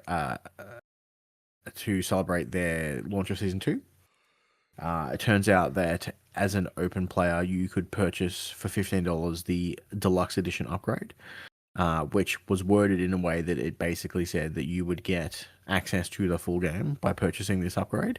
And it turns out that Bungie fucked up and has honored that, but has now since changed the wording, and you will no longer get access to the full game. You will get access to the deluxe edition stuff, but only during the free play weekend. You do have to buy the base game separately. See, this makes me realize that a lot of people that play games are a lot more like whether it be an intellectual disability or some sort of acquired brain injury, because that happens all the fucking time. Like, so many games have a $15 deluxe upgrade pack, like regardless of the wording for Bungie. If it was worded in a way that says that you would get access to the full game, then it is 100% on them and not on the player. Yeah, no, it's Bungie, man. It's probably on Bungie.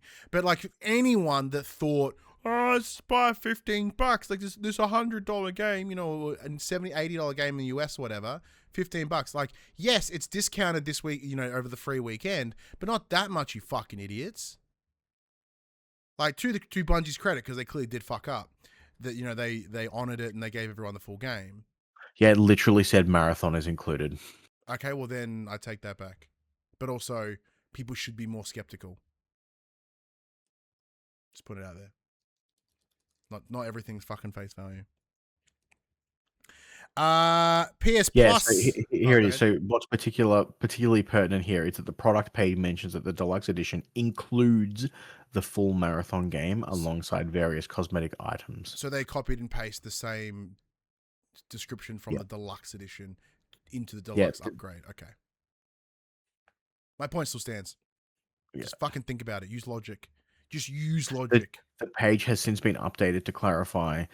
Please note that if you have already downloaded Marathon during the Open Play week but have not purchased Marathon, purchasing this product will grant access to the deluxe edition content only for the duration of the Open Play week, after which accessing this content will require the purchase of Marathon Standard Edition. The price displayed reflects only the deluxe edition content add-ons, not the standard edition price. So it was their own fault. Yeah. I'm sure people do it all the time. Yeah. Next up, we're jumping into the PS Plus section. They announced the coming day and date in later this year. RuneScape Dragon Wilds. This is not how I remember RuneScape, Max. I remember it being like, the 2.5D thingy. Like, what the hell is it? Are you, because you've RuneScape back in the day? I did not RuneScape back in the day. You didn't? Oh, No. My apologies. Well, let me... RuneScape Dragon Wilds. I believe it's it's an like open a world co-op. survival game. Ew. Yeah, I believe it's like a co-op-y, hang out with your friends. Yeah. It's been out. It's been out for a while. It's been out since 2025, back in April, on PC. Yeah, on PC. Yeah. So we're sort of getting its, console port, which is cool. On top of that, they announced a couple of PS1 games. All it's really done is reaffirm that you shouldn't have PS Plus Deluxe or Premium because it's fucking useless. They mentioned the following: Gitaru Man, PSI Ops, The Mindgate Conspiracy, and Onimusha: Dawn of Dreams. Don't everyone get up at once. Don't get too excited. It's just 3 subpar classics games. Get into the final 2. Coming out of Fire Sprite. This trailer opens because we've heard nothing but American accents this entire time. It opens with an Australian accent that sounds like sandpaper to your ear holes. It was awesome. They're setting up the idea. There's a group of individuals on an island. They look like ghost hunters.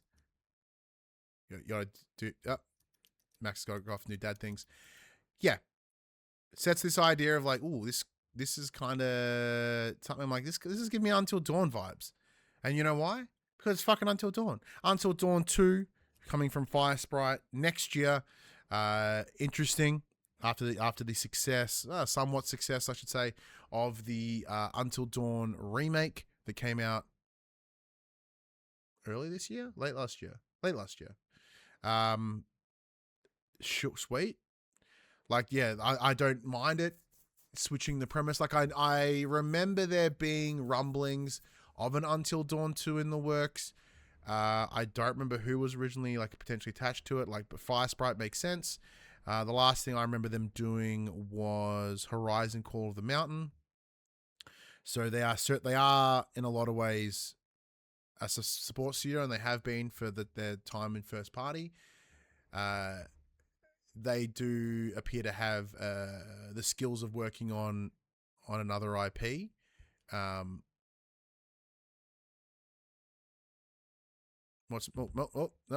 Max sat down and then got pulled away again.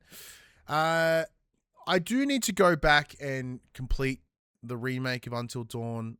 I always like the idea of these games, but just got to be in the right mood for them to go with the choices and whatnot. But excuse me, it should be interesting nonetheless. We will have to wait a moment. I want to hear Max's thoughts before I jump into the final game of the state of play. But so what's the interesting part to Until Dawn 2 for me is the idea that these are all paranormal investigators that they have faked all their paranormal sightings up until this point, and then now that they're on this island, they are very quickly realizing that there is some supernatural shit in the world. Now that you're back, Max, Until Dawn 2. Yeah, pretty keen for it. I enjoyed the first game. Having a new set of characters will be nice. Yeah, I look forward to it. I wasn't overly, the remake that they recently did wasn't fantastic, but hopefully, should be good. As I was saying, like, it's being handled by Fire Sprite. The last thing I remember them doing was Horizon Call the Mountain. So they know how to work with other people's IP in a kind of a different way as well. Obviously with Horizon Call the Mountain being a VR game, I think up to that point.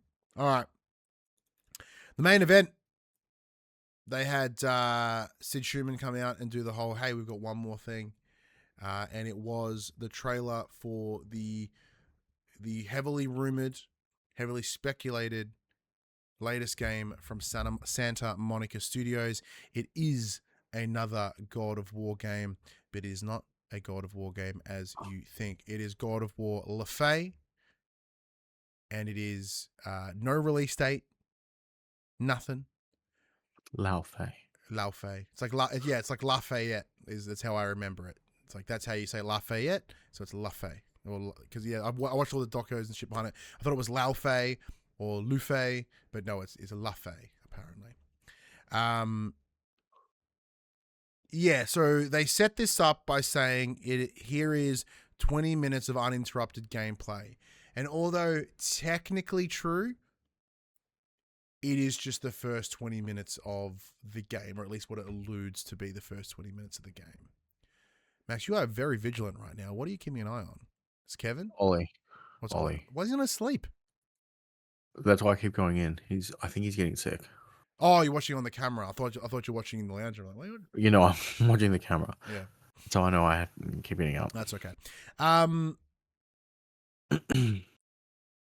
The setup of this game is that we play as Faye, the wife of Kratos, the mother of Atreus, and the game kicks off, and it runs in correlation with God of War 2018.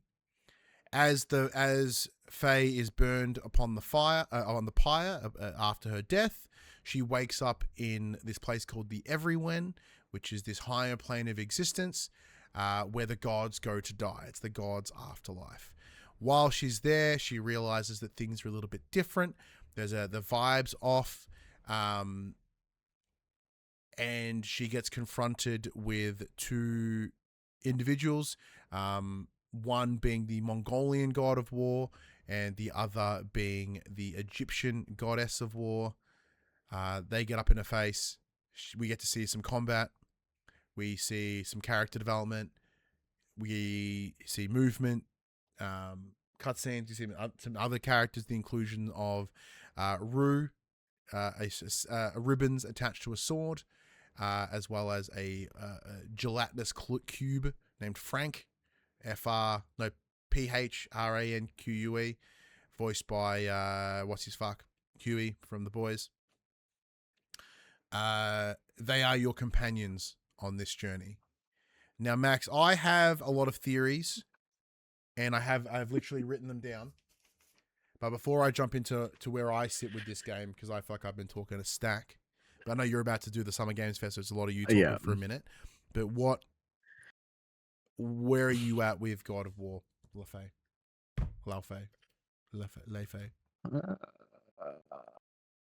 Yeah, I'm fine with it. It looks cool.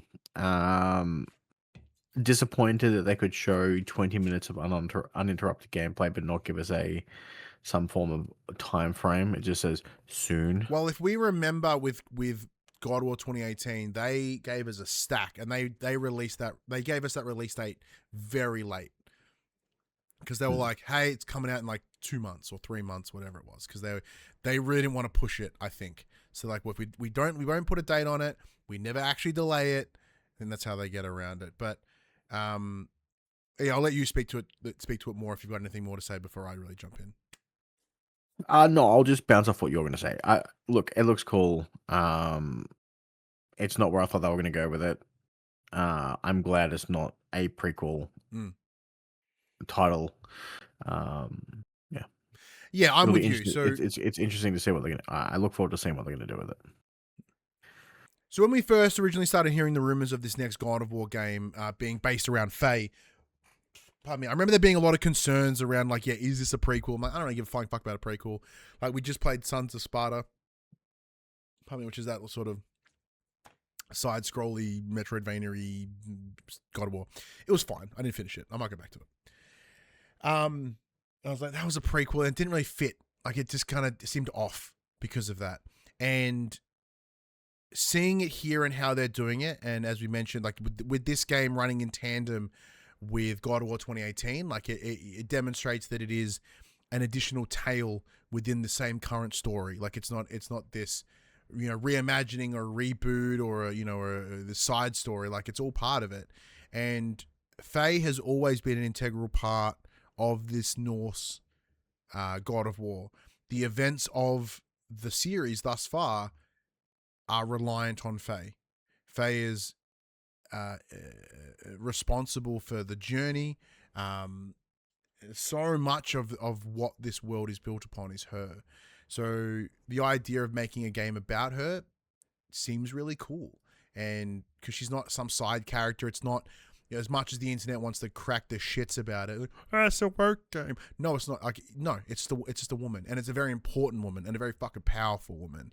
Not in like the woke boss, whatever the crap they talk about, girl boss shit. She's fucking awesome. And they set up a lot of things that make her different here. The combat is a lot more aerial. It's a lot more quick and light-footed. Or you can jump again, something we couldn't do in the 2018 and Ragnarok. So the combat is very reminiscent of DMC, which was a deep inspiration for the Greek God of War. So we're kind of getting this lovely mix of the old God of War and this new world. So taking the sensibilities of the world design of the new with the combat of the old. Integrating finding a way to integrate multiple mythologies is really cool. Because one of the big questions I remember heading into what we presumed was the ending of the Norse mythology. It's like, okay, well, what's next? The rumor mill was Egyptian. That has been touched upon here with the introduction of the characters. I don't have their names in front of me. I know Bexy is the Mongolian one. But this is where it gets exciting. So even in this trailer alone, I'm going to run through some of my theories, some of my predictions on how this may go. And Max, you have been the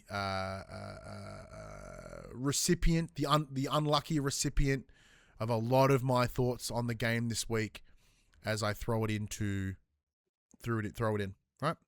All right, so let's kick off with everything where they are. So they are in the Everywhen. It's it's the name that is given to this higher plane of existence by Frank, who's the gelatinous cube. I'll get to him in a moment. The idea of the Everywhen, as I've come to learn, is based within Aboriginal or Australians First Nations culture. It is this place where the past, the present, and the future all merge together as once. In the world of God of War, they establish that this is the afterworld for the gods. This is where the gods die. When they die, they come here. It is... I lost the term I was going to say. It is, yeah. So they allude to this is where magic is born and where magic returns to. So this is the origin of magical powers, right? Which is why Faye can get in, because she's a magical being. Which is what, yeah. So that they, although that this is the afterworld of of the gods, Faye is not a god.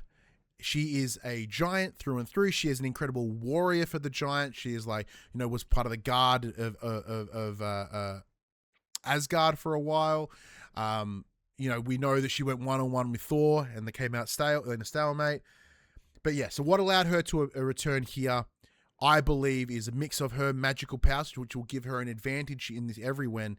As we learn from the environmental storytelling, these two new gods of war that are here, you can tell they're wanting to control this realm, right?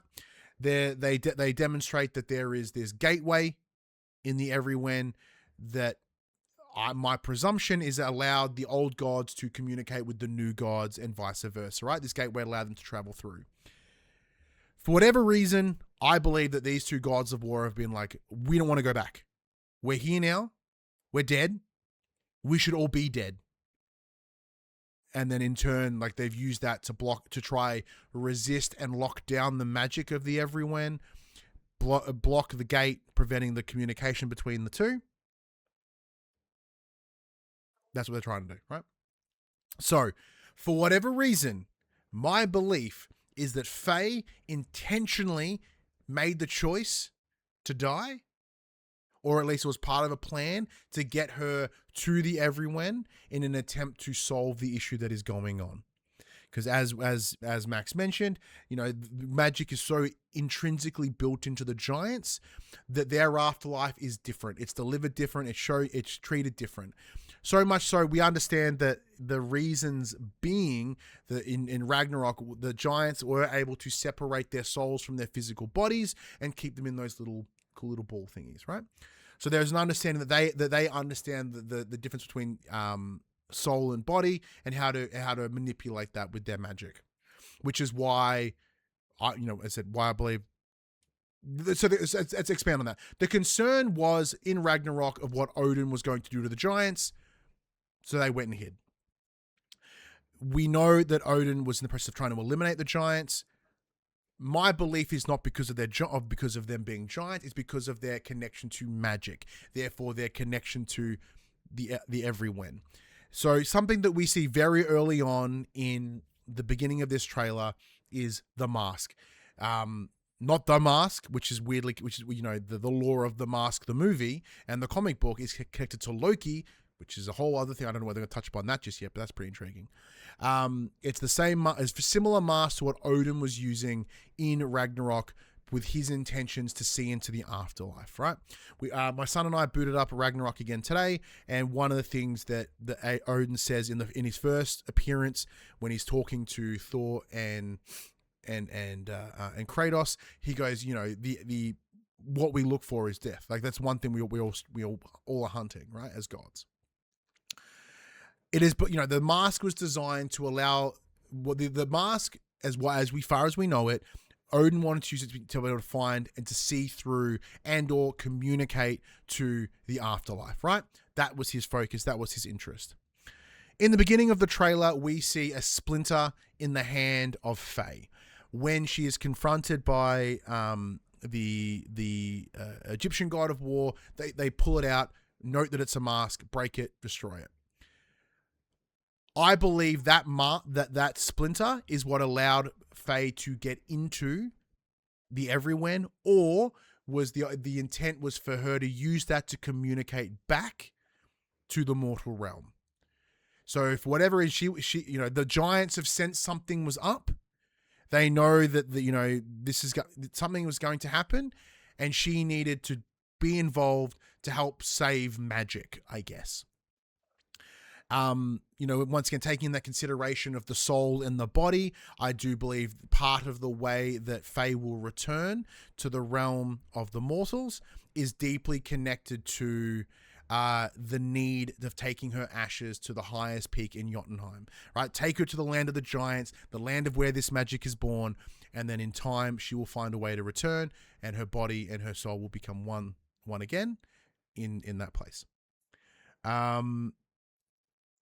On the mask itself, as if you have a look into it in Ragnarok, there's a mix of various writings on there from various languages, which makes it interesting in and of itself. By extension, we are seeing the introduction of all these other mythologies, and it's not the mythologies are expanding in more than just things with many deities, right? Like we know Egyptian has the many gods, same as Greek, same as Norse, same whatever. I believe that there is a lot of integration here with Celtic mythology, and particularly the connection with King Arthur. In the Ragnarok Valhalla DLC, you do witness Tyr using a cultic-based weapon. You come to learn that Mimir was once an advisor for King Arthur, and by extension, my theory is that the sword at which Rue is connected to, that is in Frank, is Excalibur.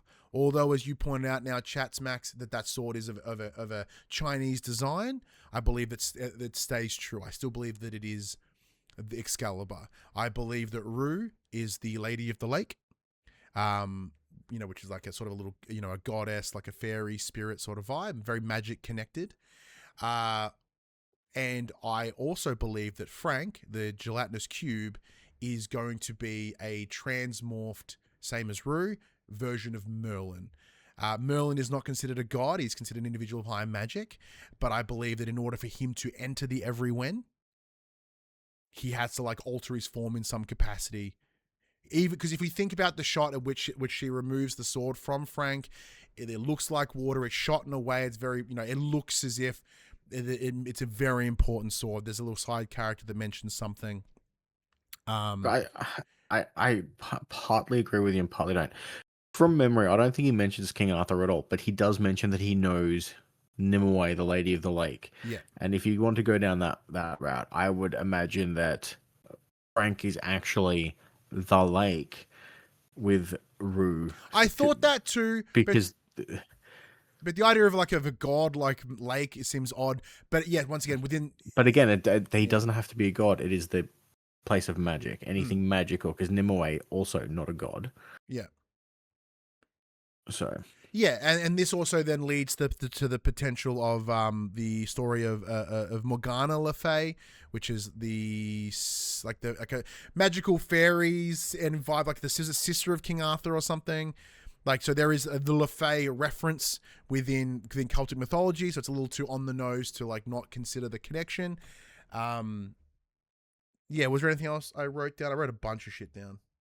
Yeah, so in turn, by extension, as you said, Max, with Mimir, I think Mimir is connected to this. He's the he is the wise man. He knows the things. He's seen, I believe he was there to ensure that Kratos and Atreus went on the journey the way they did to be able to help something that is bigger than Ragnarok. It's the safety of magic and of their people and whatnot. There is no doubt a lot more at play here in the story. We didn't mention the giant fucking six-legged cat that the Egyptian goddess of war runs over to that big observatory, which has this big reflection off the light, almost like whether it be the Sekhmet is the name you're looking for. Which one, sorry? Sekhmet. Sekhmet, thank you. Whether, whether it be the Bifrost, whether it be the sun god Ra, whether it be, something that is able to reflect that off that telescope in order to trigger the attention of the two. Yeah, I think there we're going. It's interesting. It worries me in that it kind of changes in some ways the emotional intent of God of War and God of War Ragnarok, because they are all about mourning and overcoming and connection, obviously, and that's a big part of it, is the connection between Kratos and Atreus. But so much of it is about a Kratos being, the loss. But then again, that even though the plan may have been for her to pass and then return, they know something's up with the Everywhen. So by her choosing to sacrifice herself or martyr herself to go off and do this, there's a chance that she may not come back. So his grief is still real, but with it just kind of changes it ever so slightly. I have just thrown a lot at you, Max. What do you think? Look, I mean, because we haven't even touched upon the idea of what about all the gods that Kratos has killed before? When we notice some of the gods disappeared in little sparklies and went away, some didn't in the Norse mythology. So Thor will be there, Balder will be there, a couple other people that didn't do little sparkly doohickeys. Who knows? Calliope could be there. If Atreus is a half god, a demigod, therefore Calliope is. Will Faye and Calliope cross paths? Will she get to sit there and talk to Kratos' daughter that he sadly murdered at the direction and the trickery of Ares? Does she get to sit there and tell her the father that he has become, the man that he has become? That'd be amazing. I'm gonna fucking cry immediately. All right, back to you. Sorry. Look, speculation's all fun and games. Part of me doesn't want to speculate and ruin it for myself if any of this turns out to be true. It looks cool. The first thing that went, because I just finished watching The Boys. Yeah. So the first thing I got was That's Jack Quaid. was well, it wasn't that. It was Carl Urban going, "Oh, Huey, you've You're a cube, they've mate. turned you into a magical cube."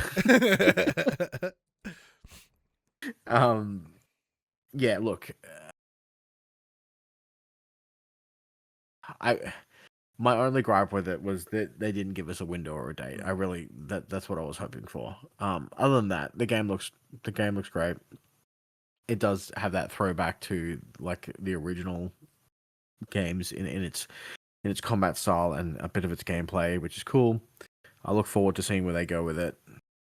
It'll be interesting to see how well aligned the story, because obviously we know that the story runs in parallel to 2018 and Ragnarok. It'll be interesting to see how well those line up together.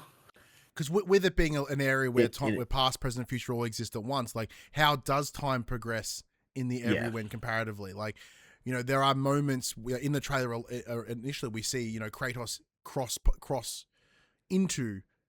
That's the presumption anyway, to assist Faye in the same way that Faye did that in Ragnarok and God of War, but like happens at different times. So like, when did that moment happen? Because we don't see that for a while in the 2018 or Ragnarok. So where does it all? Well, the general consensus is the point where you see Kratos helping Faye up is when Thor kills him before zapping him back to life. Either that or when he reaches into the light of Elfheim, which I think makes more sense. Because again, who knows? If someone dies in there, do they spawn there? Like how or do they go to the place where she awoke? Like, yeah, who knows? No, because you'd have to imagine that like a shitload of people would all appear at once. Yeah. If that was the case. So yeah. But yeah, no, I am absolutely in, and it's interesting though. Like, when I watched the trailer, and if you go back and watch the VOD on the Twitch, I didn't put it on the YouTube because it was but like you can see my reaction, be like, oh, like the gelatinous cube was weird. The writing and the delivery of both Rue and Frank are very Disney-fied. It's like that. Almost a little anime-y, right? I do think a lot of that is Jack Quaid's voice and his delivery, because it is very like, hey, focus. It almost feels like that. What was that fucking AI version of Mario? Oh, I don't know. There was a video that was like, focus, ready up, M. Like this bullshit dialogue. It was like, oh, you're the one that blew up that bat. You were the one that blew up that vase, right? Like, you were right fucking there. You know what I mean? It's that, like, that writing is bad. But everything else was fucking sick. But I'm in. Yeah, I was initially kind of standoffish just because I was like, but the more I fell into it and the more I started pulling the trailer apart and finding those little nods and little touches and expanding it, I'm in. I'm so deeply in. And like, we are going to go back and we're going to play God of War 2018 again. We are going to play Ragnarok again. Because Phoebe's never seen either of them in full. Like, so she did see, like, when we started dating back in 2022, like I just happened to be playing a lot of Ragnarok at the time because we got the early access code. Pardon me, we went to Valhalla, like that restaurant in the city, because when they had the God of War themed menu. So like, it's deeply ingrained in like who I am, and especially these days. So I'm super keen, and I've got to experience God of War through the eyes of being a dad. And I think it's going to be fun for Phoebe to get to experience God of War through the eyes of being a mum. That alone is a really cool part, and I think we'll just add an extra layer of appreciation and love for the franchise and its impact. But I guess overall, Max, like, what do you think of the state of play? It was fine. It was fine. I was a little bit hyped for it because they're like, "Hey, we're gonna show it in theaters." I don't think that was necessary.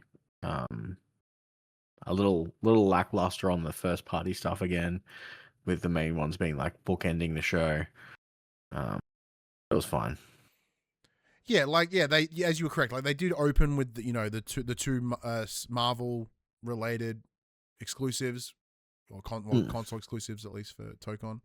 Then they backend it with Fire Sprite and Santa Monica. So like no sign of Intergalactic, no further mention of like the monitor or the speakers or any of the tech side, which I know it's been a lot of previews lately. We also didn't get that rebrand of Fair Games or the Breakout, whatever it was.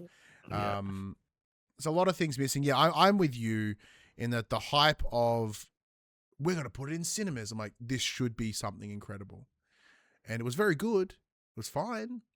But like the whole middle chunk was fine, subpar. Opening, closing, great. But you do have to put shit in the middle to make it worthwhile. But let us know your thoughts on the state of play in the comments below. Hit us up on our social medias. All those links are in the description below. But Max, we are already an hour and 51 minutes into this bitch, and we haven't even touched upon Summer Game Fest. Let's get into it. All right. Summer Games Fest happened Saturday morning, and they kicked their show into gear with Resident Evil Veronica dropping next year, 2027. Yeah. Code Veronica, I think, is the only Resident Evil game I haven't played, so yeah, I check that out. I've only played mostly like the mainline number ones, like never played Code Veronica, never played Zero. I have Zero on the PS4, like I bought it. It was like $6 once. Never played it. I am so in with Resident Evil. The game, like the trailer didn't really tell you much, but I'm already in. Fucking in. Yep. After that, we had some Cuphead stuff. So we got Mighty Cuphead Adventure. Apparently, they're also working on another Cuphead-related title. Yeah, so they mentioned that they're working on a game. I guess what would be like a Cuphead 2, I imagine. But they've also brought in this very Game Boy-inspired retro Cuphead game. The trailer alone, there's such the charm. Like this puppet, like a broadcast puppet, kind of like Kent Brockman if he was Cuphead. All the little blower thirds, like da da da da, and like shit would happen. I thought it was very clever, very very well done. Little trailer. Very on brand, very on brand. Following that, we got the long-awaited return of Alien Isolation with Alien Isolation 2. Mm-hmm. Never played the first, but this seems to have been, hey, these people got fucked up in here. We should go check it out. Like every dumb horror movie choice ever. It's looking like they're going off the ship. Like there's a bit of open world area in there as well. Sure. Now, are you just jumping on everything that's like confirmed PlayStation shit, or are you going for everything? No, this is beat for beat as they were announced through the show. I've got everything. It's 5 pages of notes. Fucking strap in, son. All right, let's get ripping. Hence why I'm like kind of just, unless something like really ducks out of this, I'll just kind of just. Well, yeah, the opening ones were kind of like the big salvos as well. So yeah. Next up, we got a rebranding for Project Robot, which I think we saw at Game Awards last year, which is by the creator of Ico and Shadow of the Colossus. Oh, yep. It is now called Gen Atlas. Gundam looking shit. Big fuck off mechs that you're kind of running around, rebuilding, fighting against. I'm like, is this a shooter? It looked like he had a fucking rifle on his back, and then all of a sudden he whipped that off. He was shooting shit. I'm like, ooh, okay. It looks cool. I'm a big fan of Ico and Shadow of the Colossus. So more from that is great. Next up, we got Blood Message, which seems to be like a Chinese-inspired action-adventure game. Little Souls-esque. Looked really cool. There's a bunch of gameplay being released already to have a look at. Next up, the guys from RGG came out with Stranger Than Heaven. Fucking Tupac and and Snoop Dogg are in the game. Mute in the chat. Tupac was in Japan all this time. Oh, absolutely. Yeah, apparently. My favorite So part of this whole trailer was when Snoop Dogg said, you know, he played Sega was his favorite game and he played that game all the time. I was like, thank you. Yeah. That's dropping on the 15th of the 1st next year. Looks interesting. Looks like Yakuza, but not Yakuza. Yep. Next up, we had Hex, I believe it's pronounced Haex. I believe they pronounce it Hex. From Dead Astronauts. That was great name, by the way. I gotta pay. You keep it go rolling? for it. I will keep going. So Hex was that co-op survival shooter, where you had a hex that kind of interacted with the world around you. It would change the way the layout of the world and all of that stuff. Next up, they announced that Dead by Daylight was celebrating their 10th birthday, which is actually happening next week as of now, time of recording. So they said they'll drop some more information then. So they were, had a bit of a celebration sizzle reel, sorry. And they're going to go and do all that stuff over there. After that, we were back on, I know, 10 years of Dead by Daylight is crazy. The game's still kicking. The people who enjoy that game really enjoy that game. I've dabbled here and there every once in a while. I know they've lost some of their IPs and some of their characters have disappeared and whatnot, which is a shame. But hey. Next up, we saw Mortal Shell 2, and they're like, hey, open beta, come check it out. So again, another Souls-like style game, which is cool. I'll have to check that out at some point. I wasn't a huge fan of the original Mortal Shell, but it's always good to check out what they've changed. Next up was Sand, Raiders of Sophie. There is a server slam currently running for that game. That didn't really tickle my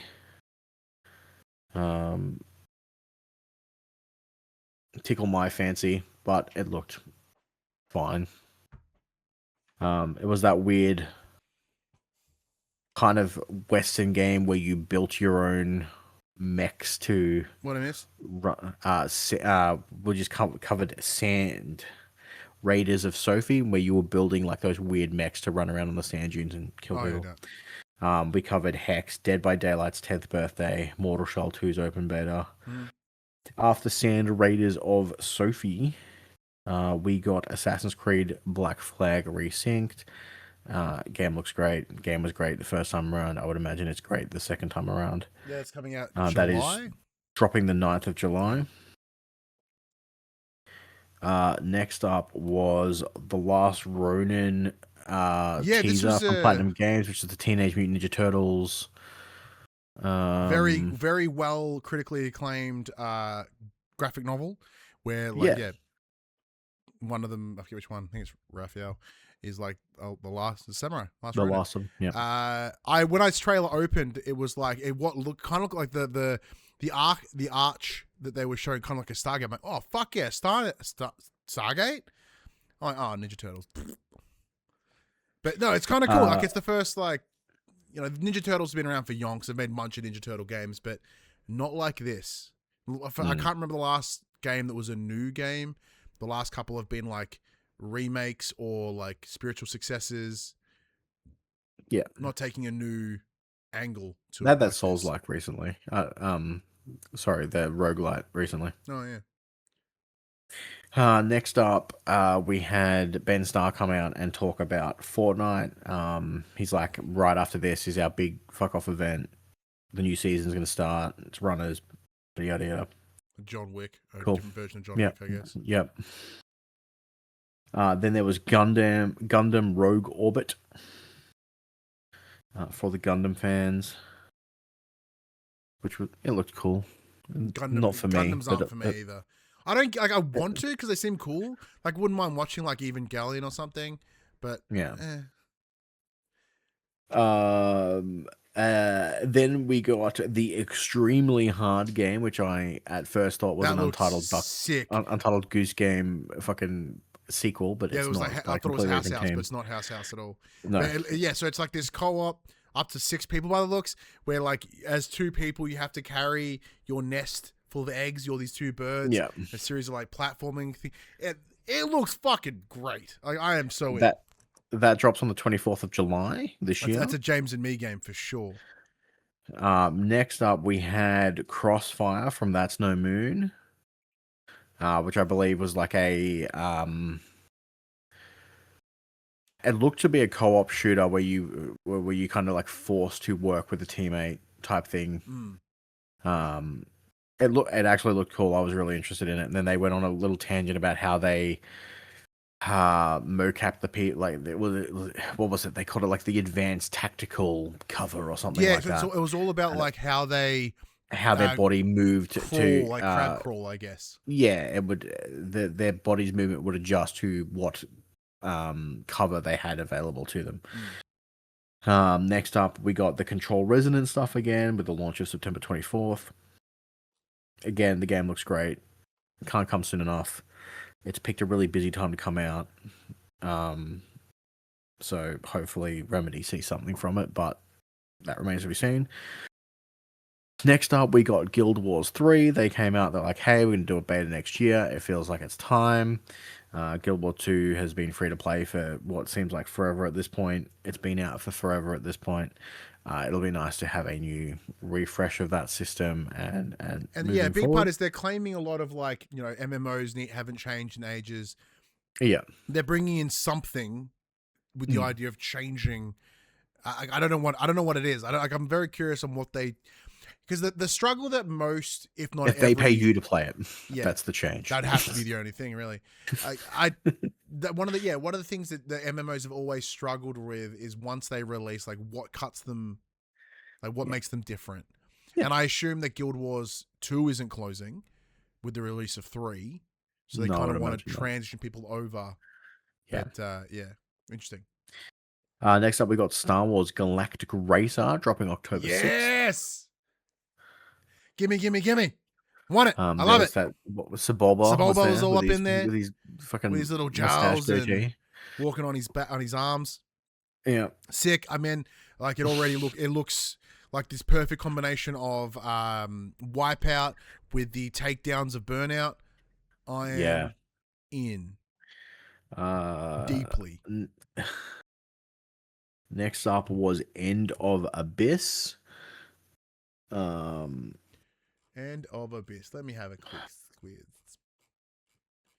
Where is it on my list? Oh, I'm not saying it. What's End of Abyss, Max?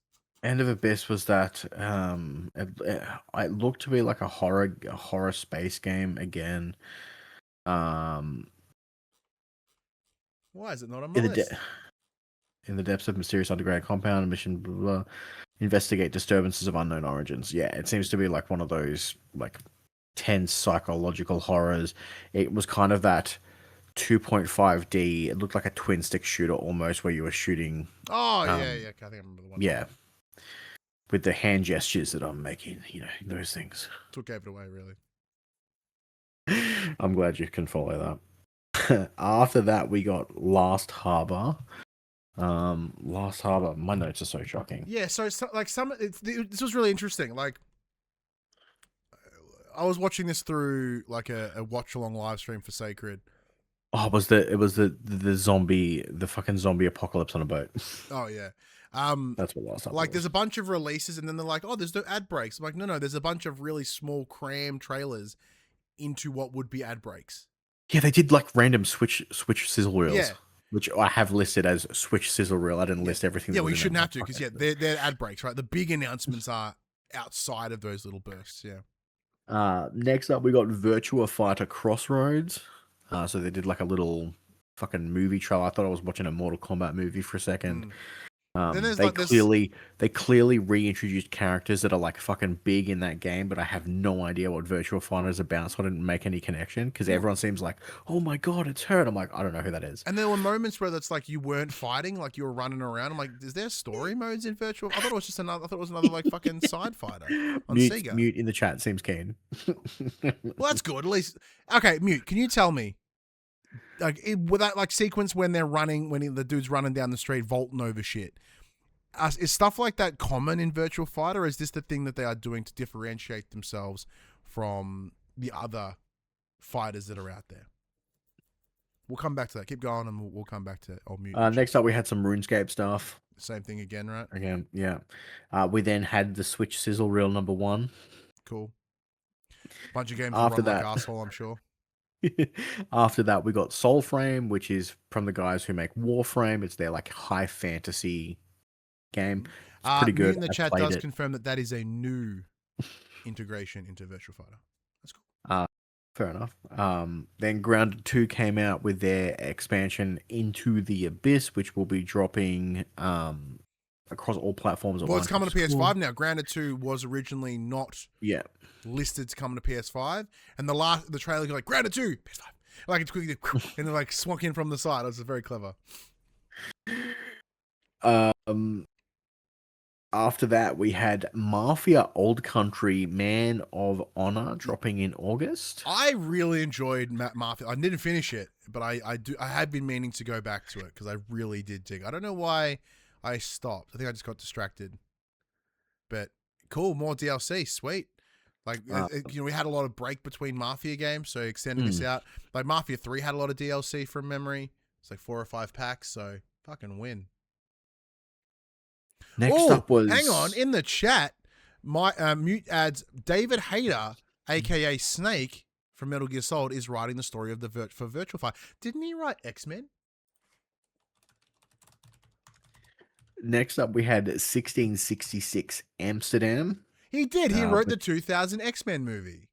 Nice. I thought he wrote did. X2, according to Mute. I think he wrote both. Yeah. Next up was... And he co-wrote Scorpion King and The Watchmen. Fuck. Nice. What a dude. Next up was 1666 Amsterdam, which is, I believe, a bunch of old ex-Ubisoft people that were working on like a magical Assassin's Creed. This is what that turned into. There is a prologue demo currently available on Steam with early access set to launch this year. The game looked cool. It was kind of like I think you play a... at first I thought it was going to be like a witch trial thing for whatever that town's called that I can't think of. Salem, yep.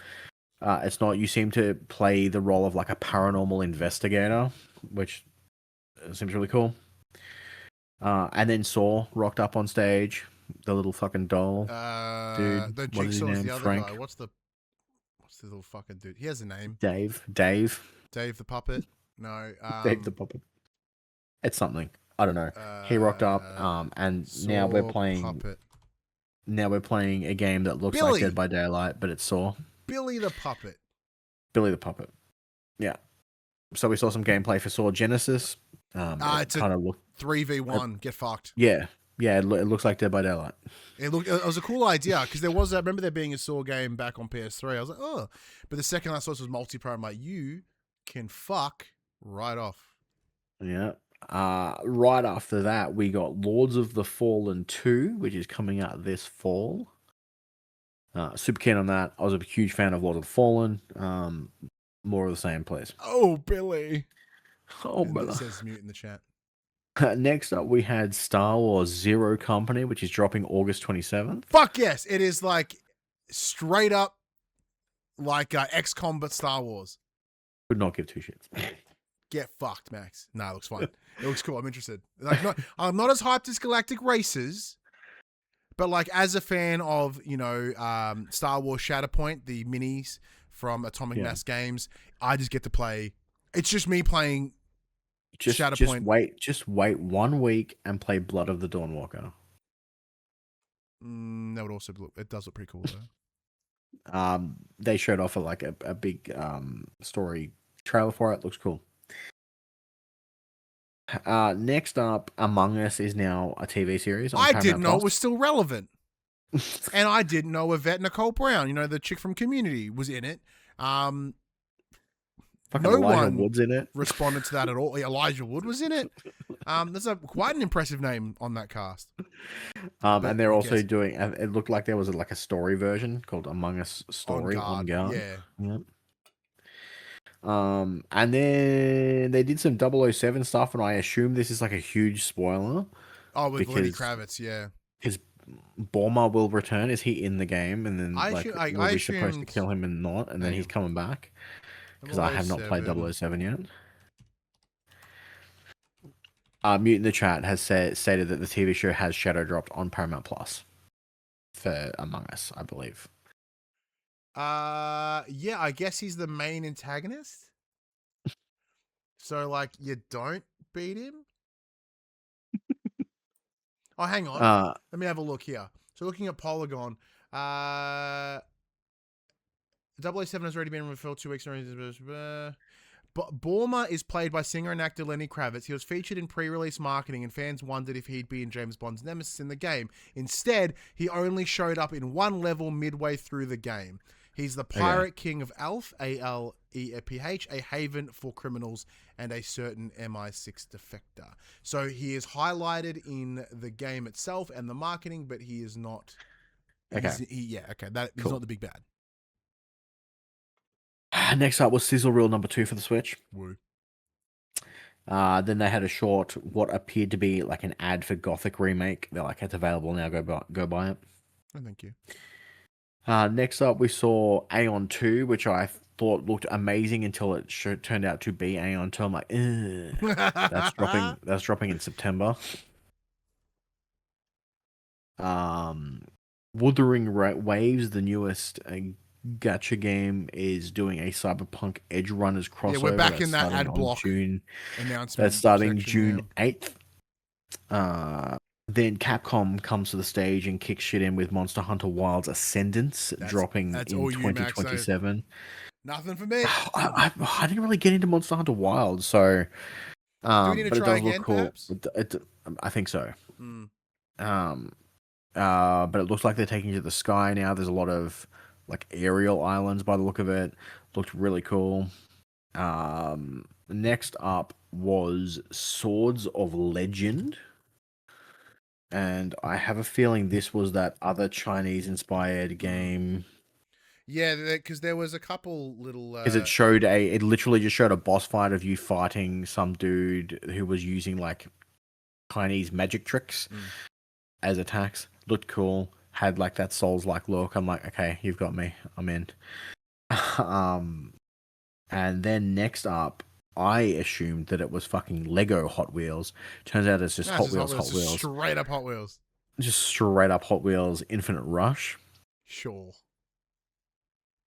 It's also coming out in September 24. Rad. Yep. That game is getting mushed, by the way. The game is selling 6 copies that week.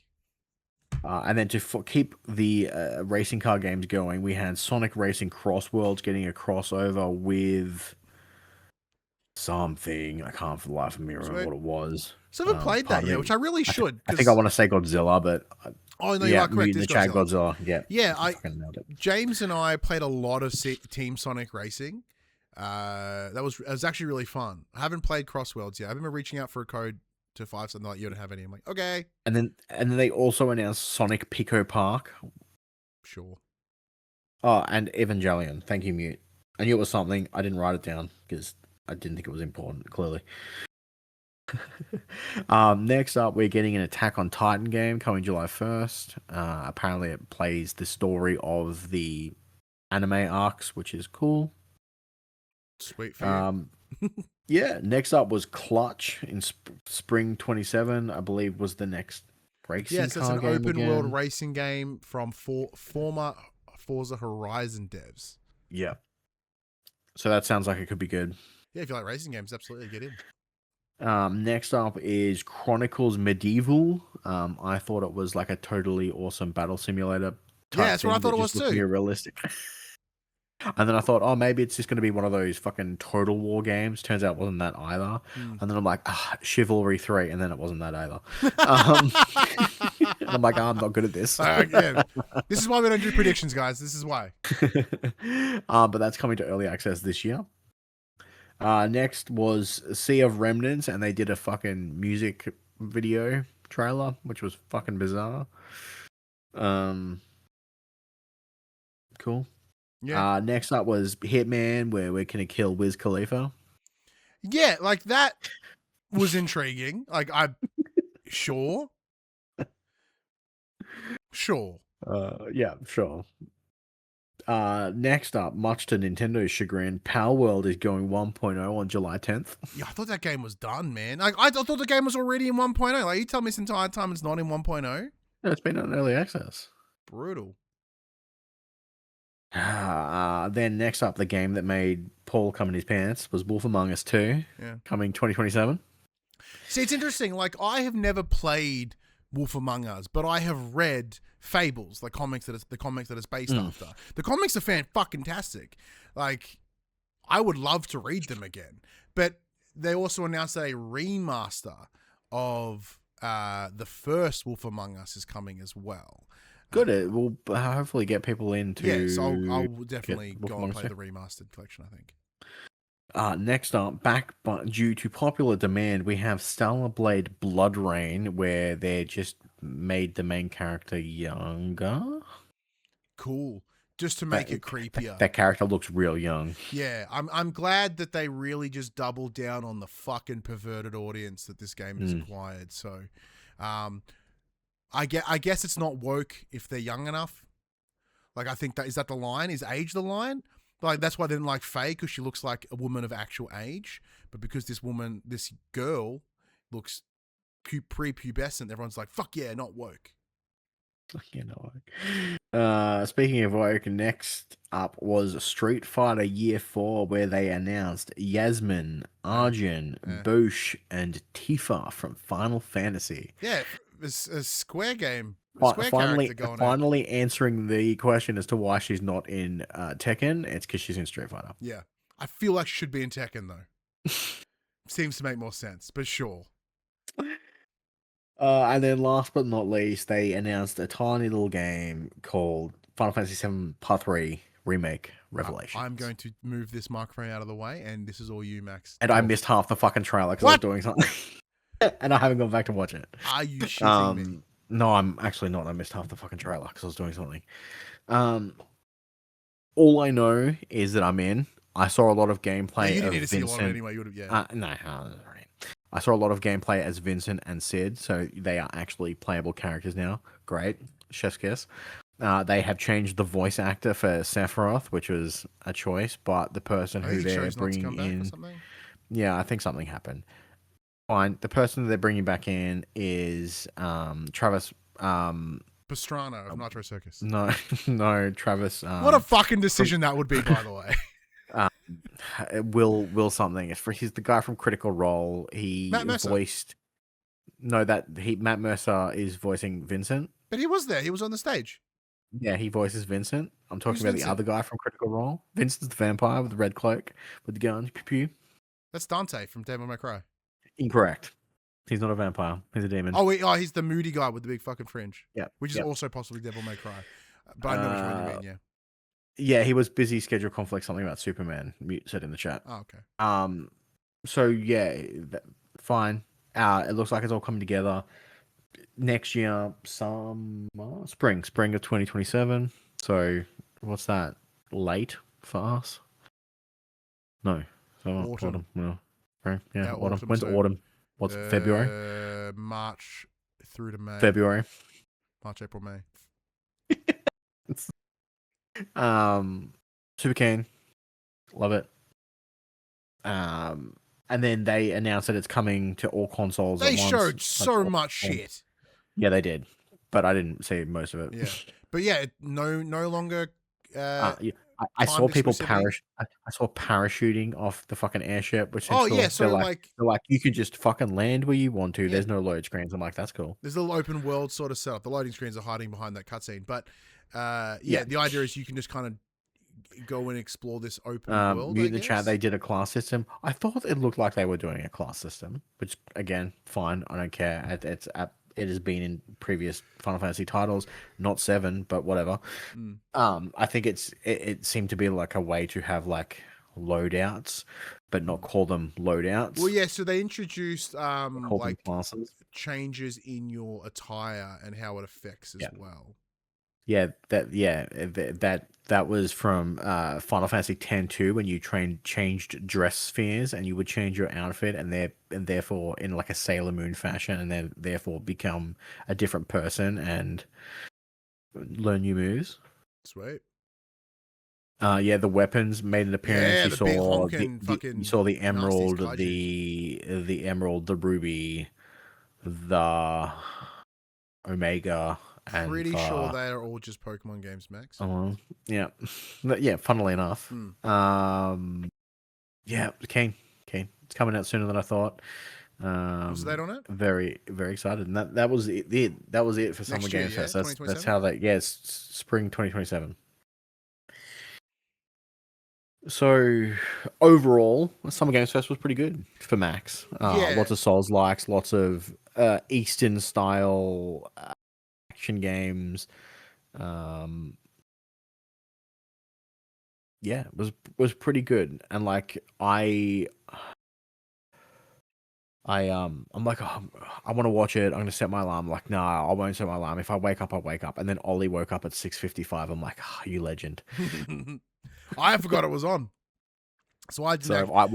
I thought it was on Friday because I don't fucking convert my times properly. So I'm like, this is what I'm gonna watch in the car trip to the fucking hospital. And then I'm like, it's Saturday. Well, there goes that idea. Yeah, well, obviously, as I alluded to earlier, my Saturday morning was in a hospital. So, it was least my concerns. I immediately muted the group chat, because I was like, I don't want spoilers, because when we do eventually, well, I didn't put anything in the chat because I'm like, I don't want to wake anyone up if they're like, because it's a long weekend here for us here in Australia. So I'm like, I don't want to wake anyone up if they've gone away. I'm just gonna keep my notes. And then I didn't post anything until someone put something in the chat, and then I'm like, okay, I am free to speak. Yeah, so I just muted it and being like, look, okay, like I'm gonna focus in hospital. Like I'll go home and I'll watch it all, and if there's anything of interest, I'll chat in the group. And like Summer Games Fest is a challenge for me, and like it also reaffirms. You know how earlier I was talking about how like there are genres of games that should resonate with me but really don't. And in some ways I do feel like less of a hardcore gamer sometimes because of it. And I think that Summer Game Fest, sometimes a lot of the big announcements that gets everybody moist don't connect with me. And like I am so deeply into games, and I may know of all these franchises, I may know how they play or what they do or how they connect, but you know, I'm not like I came out of this being like, yeah, it's fine. Like there was nothing that like blew me away aside from like Galactic Racer, which is once again the highlight of a conference for me, just because I'm excited to play it. Wolf Among Us was cool. There's a couple of things that I'm like, oh yeah, but like nothing that has really wowed me. Like, granted, we are recording this live on Sunday night. The Xbox showcase is tomorrow morning. We were originally considering delaying the show so we could touch upon that as well. But as this show is already almost 2.5 hours long, probably glad that we didn't do that. Yeah, because I don't have to work tonight, but I definitely have to work tomorrow night, and this would have been a shitstorm. Yeah, well, there's no way we'd be able to keep going until 10 o'clock. So good choice on you, Max, for pushing on it. But yeah, look, Summer Games Fest was okay. It was fine. I enjoyed it more than the Sony State of Play. I think I got more out of this than I got from Sony. Yeah, I think it was about like the same, because I left the State of Play being meh, but like I had to find my excitement out of the State of Play. And with the Summer Game Fest, like, yeah, like there's a couple of things, that excited me more afterwards, like the DLC for Power Wash. Apparently they're bringing a non-VR version of Arizona Sunshine, which is interesting. So I thought the the novelty of that game was the VR. So yeah. So since then, a few things have been announced, like Bluebird's doing a Star Trek game.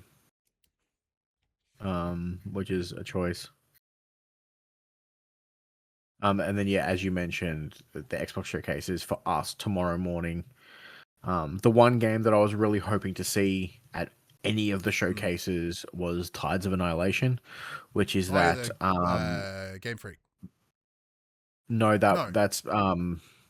that's Beast of Reincarnation. Thank you. Yeah. Tides of Annihilation was that you play as Gwendolyn, and it was like that alternate history of like Arthurian legend that's like bleeding into the other world. I was really, because that's supposed to be coming this year, and I was really hoping to see that somewhere with a date, but